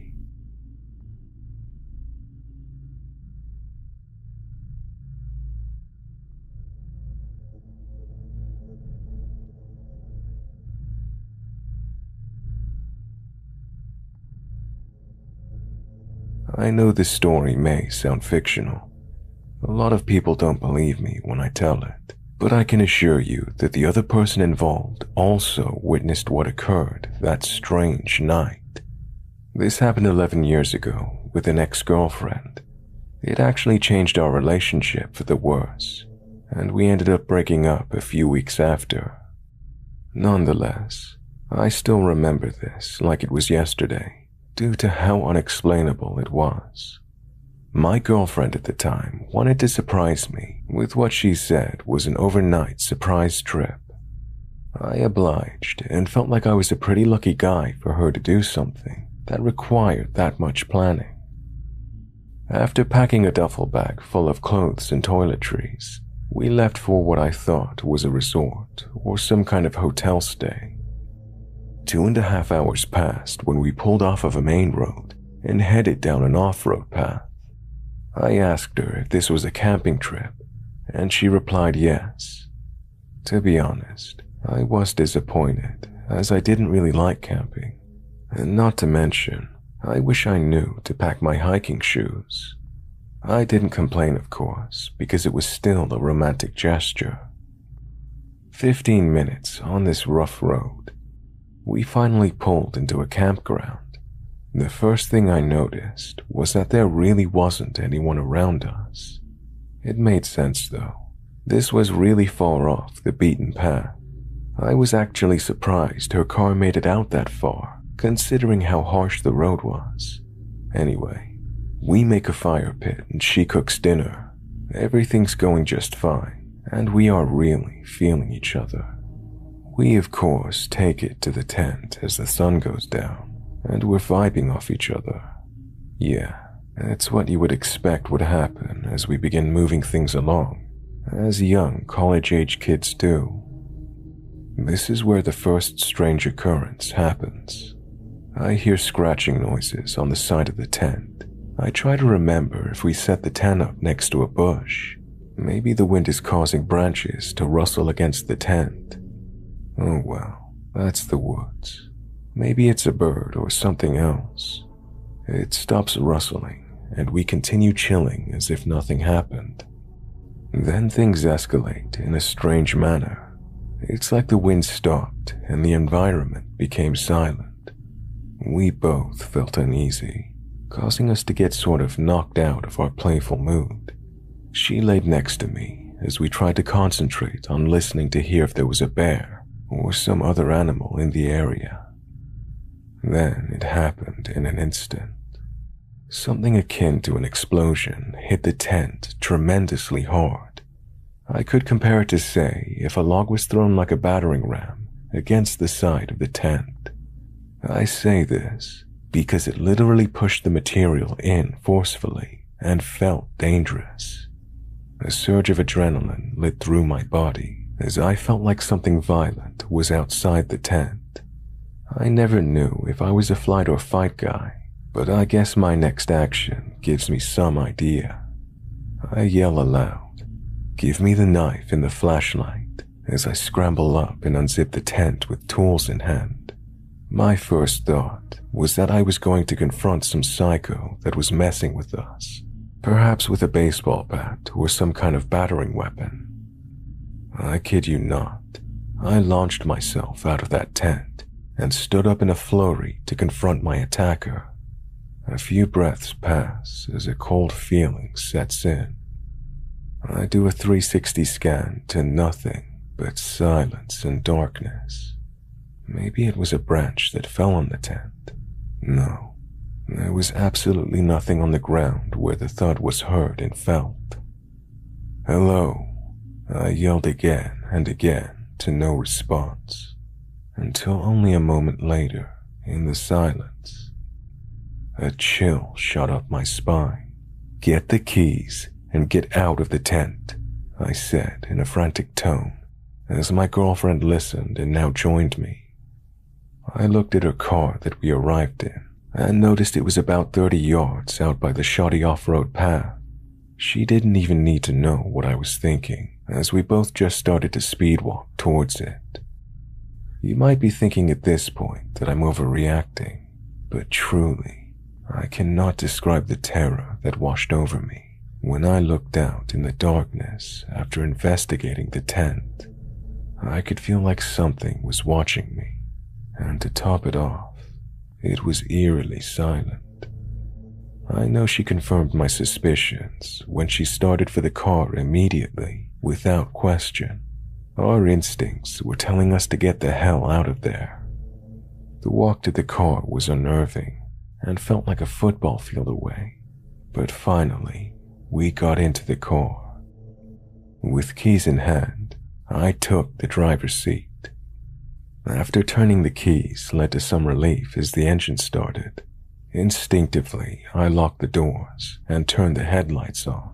We sat for about 3 seconds, trying to rationalize what was happening, when my girlfriend started exclaiming, "My laptop is moving. Something is in the tent." She said this because she brought her laptop to serve as a lantern after dark. We of course left it in a hurry, as well as other items. I saw what she saw. It was items being rustled around 30 yards away. Without further hesitation, I put the car in gear and started down the rough road. As I tried to calmly drive the car down the dirt path quickly but carefully, the strangest thing happened next. A loud, piercing, ringing noise rang from inside the car's cabin. I turned the radio on and off. I checked the windows. I asked my girlfriend if her car had ever made such noises, and she replied no.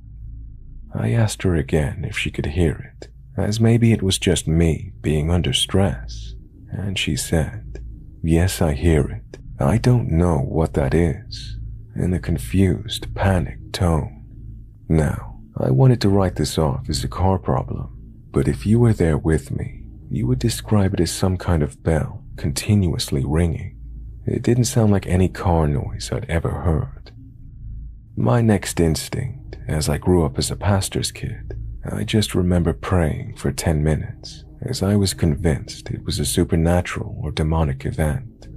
We endured the screech for 10 grueling minutes, as to my relief, it ended suddenly.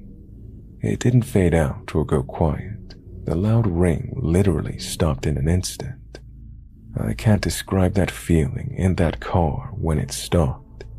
It's so strange to look back and remember that I felt internally that the ordeal was over once the ringing stopped. Everything felt normal again. The panic, the chills, all of that went away in an instant.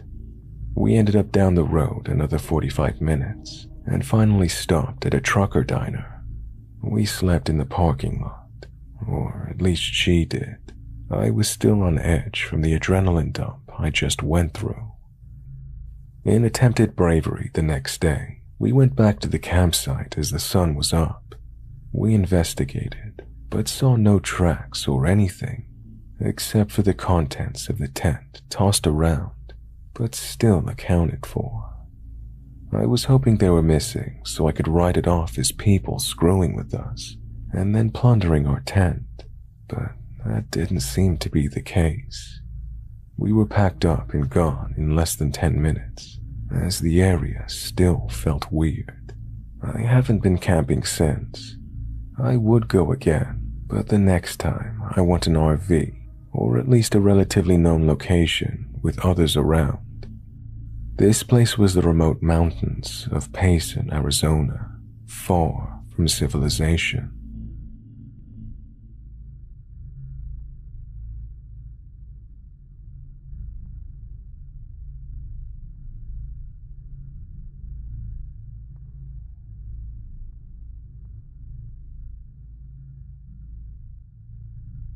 I'll do my best to describe this so it'll make sense, but it all started with my evening routine of going to lock my front door of my one-bedroom apartment.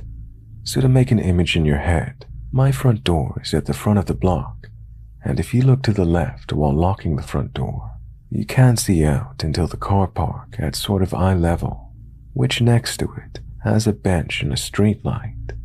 So, a few months ago when I started locking the front door, which I always do, but it's like clockwork at 10 p.m. as I have work early.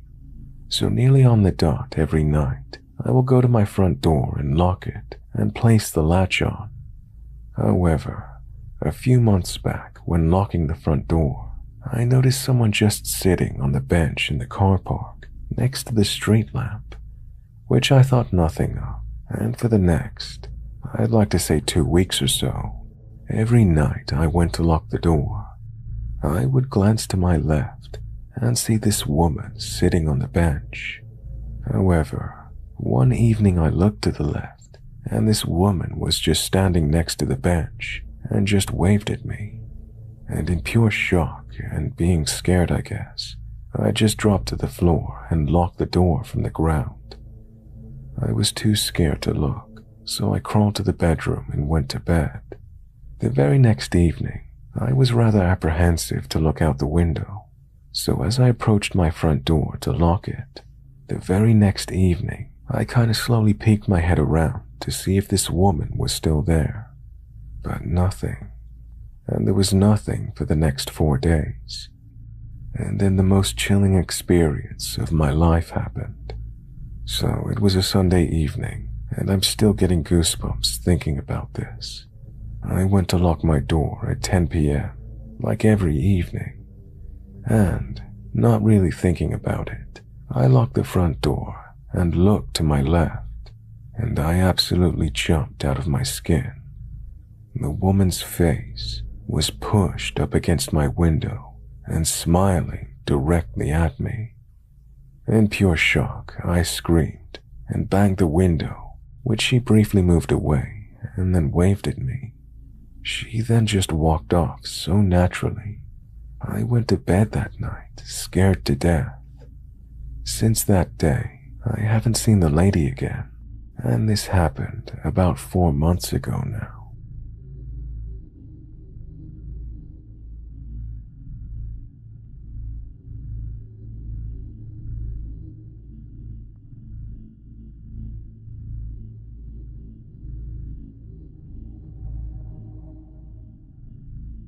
I wonder if this happened because of karma. I went to a popular cafe in Tiergarten, and left in a huff after being ignored and dismissed for an hour with a hungry, almost 2-year-old, while a couple who arrived after me were served wine, lunch, and dessert. I just upped and left without canceling my cake and coffee. A few minutes later, I'm pushing the pram through the busy gardens. A man rides up alongside me and starts a conversation. "Hi, what a cute baby." "Why, thanks," I respond. "Where are you from?" he asks. "Sydney. You?" He pulls the bike in front of me, stops and gets off. "Excuse me, I have a question," he says to me. "Yeah," I say, smiling. He produces a knife and says, "Money." When I say produces, he stands in front of my son and gestures at him, about 50 centimeters away from him. "No," I tell him. The man steps forward, now about 30 centimeters from my son, and moves the knife towards my son's stomach. For some bizarre reason, I feel kind of safe because I have the pram as a barrier between him and me, but my son is definitely not. There is no one within 500 meters, despite being 4 p.m. on a Friday. For a bit of context, I work in a trauma hospital and treat stab victims.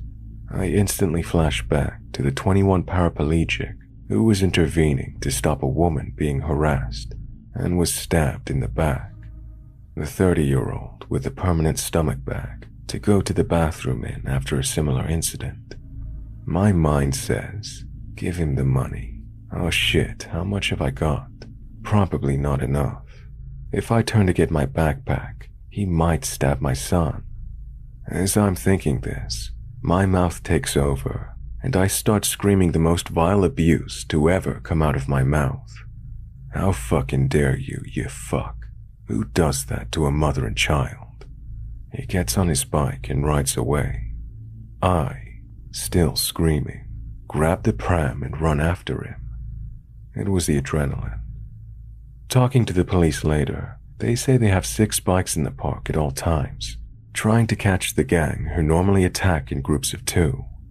Obviously, I was such a vulnerable target, they thought one would be fine. Police said this is the first time they threatened a kid.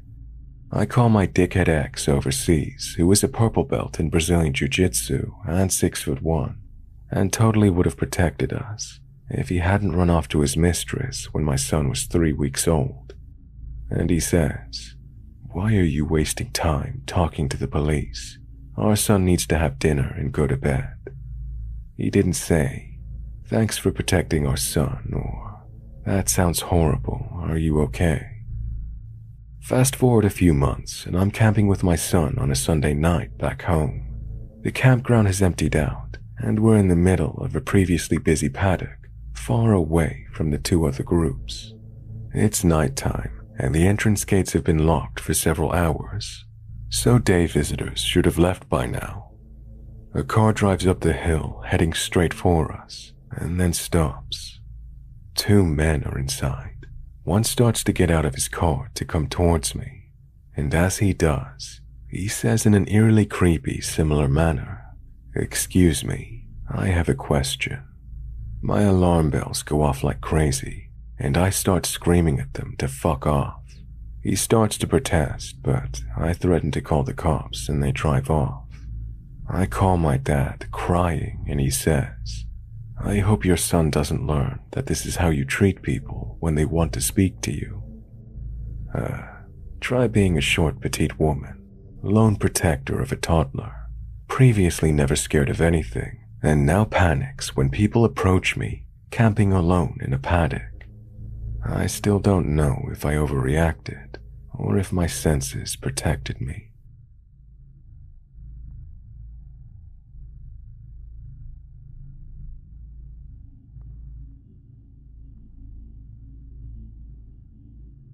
The other night I was heading home after a drink with some friends.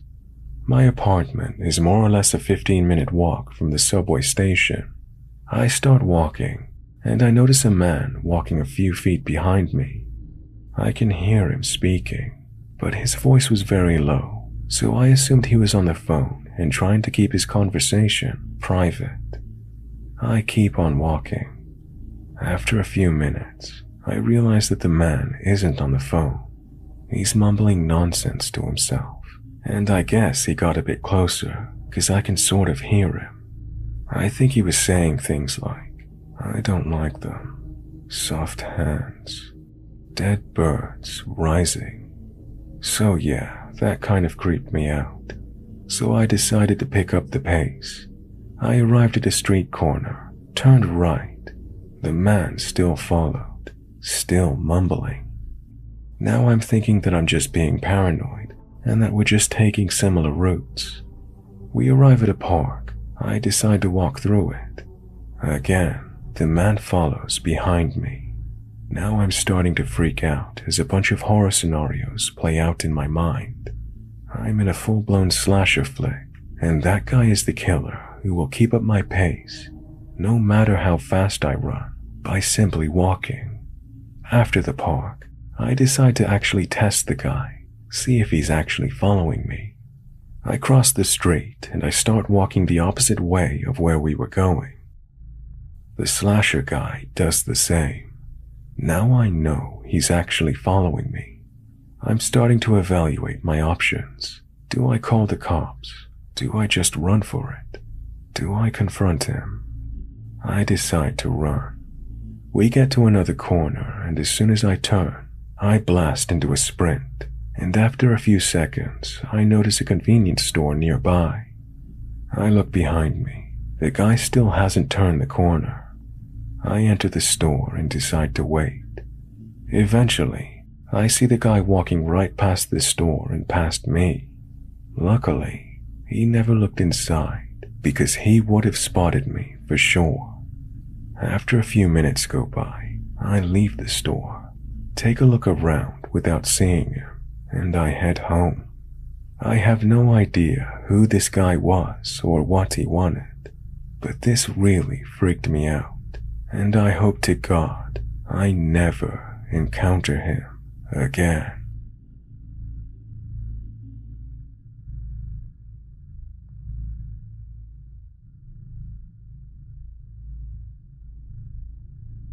Yesterday, my daughter and I went to one of those app-based games. It's like a scavenger hunt, but digital. We had to follow the map. It asks questions and we had to solve riddles. Things like that. The theme is on one of our favorite books and movies. She and I went to the game with some of our friends and their kids about the same age. There were hundreds of people in costumes roaming around downtown, trying to save the person in the game. My daughter has a very rare health issue. Everything was fine, and then she wasn't. We had to leave early before the game was done, so we start our walk back to our car that was in the parking garage ran by the city. We took our time. The elevator apparently was broken, so we had to walk up 3 floors. I tell my daughter we will take our time, and her equipment is in the car. As we're walking to the stairwell, a man follows us in. The hair on my neck stands up. I get a chill, goosebumps all over. I carry pepper spray on my keyring. I tell my daughter to walk right in front of me and take her time. I unlock the trigger on the pepper spray. This man could have walked around us at any time. He didn't. He stayed right behind us. When we get to the 3rd level, I have my arm locked right around hers. Our car is the first one, right there next to the stairwell. He follows us out of the door. I quickly unlock my car and pretty much toss her inside and close the door. I turn around to face him. He looks at me, doesn't say a word, and walks back into the stairwell. There was no one in the parking garage. All the employees had already left for the day. There are no cameras in this specific garage. If I would have known that, I would have picked a different one. Now I even wonder if the elevator was really broken, because I don't remember seeing signs on the door when we got there. We didn't ride the elevator down because my daughter likes taking the stairs, But going down is way easier for her than going up.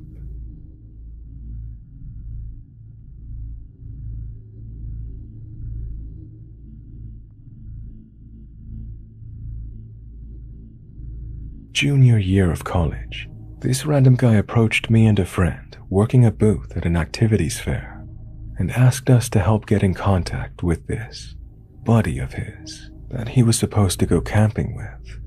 Mind you, this was winter in New Hampshire, so it was really fucking cold. It was already starting to sound sketchy. Not only was the guy not a student at my university, but he didn't even know the name of the guy he was supposed to go camping with, nor did he know the phone number. He said something to the effect of, "Oh, I was supposed to pick him up this morning and give him and his girlfriend a ride to the campus, but she's not picking up her phone. Can you help me find them?" He kind of knew her name, kept saying it was something like Shannon or something like Bree. I was mad creeped out, but pretended to help nonetheless as my friend seemed okay. He tried guessing the name of this male friend, but all the information he really had was the girl's name. His main goal in all of it was to figure out where he could find these people. He said he was trying to get into a building where he thought they were, but he couldn't because it was locked. He even hinted that he was hoping one of us could help him get into the building, but we just shrugged it off with, "Oh, we wish we could help more, but we're stuck here until 2 p.m. After we failed to help him, we directed him towards the dining hall because we had no idea where else to send him, and he walked out of the building. My friend and I looked at each other and were both like, "Holy shit, did you get freaked out by him too?" I firmly believe that he was an abusive or jealous ex, trying to find out where his ex-girlfriend and new boyfriend were. I really try not to judge someone before I know them, but there was just something really not right with him.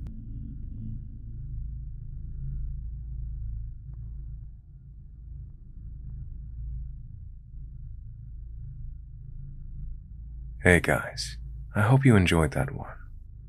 I'd like to thank my channel members and patrons for the support.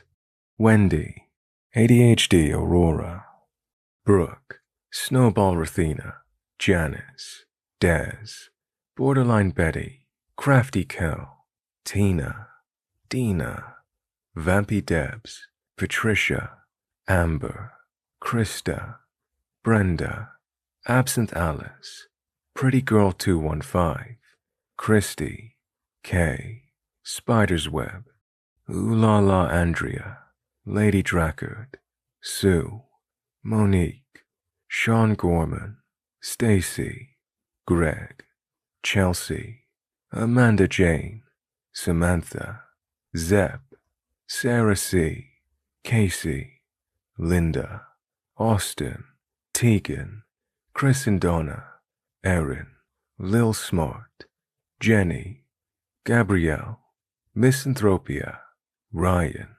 Rudy, Christina De La Rosa, Noosh, Fire05, Jody, Sarah P., James Gargano, Gemma Allen, Monica Levelace, Alex, and Courtney Maxwell. I will see you on the next one.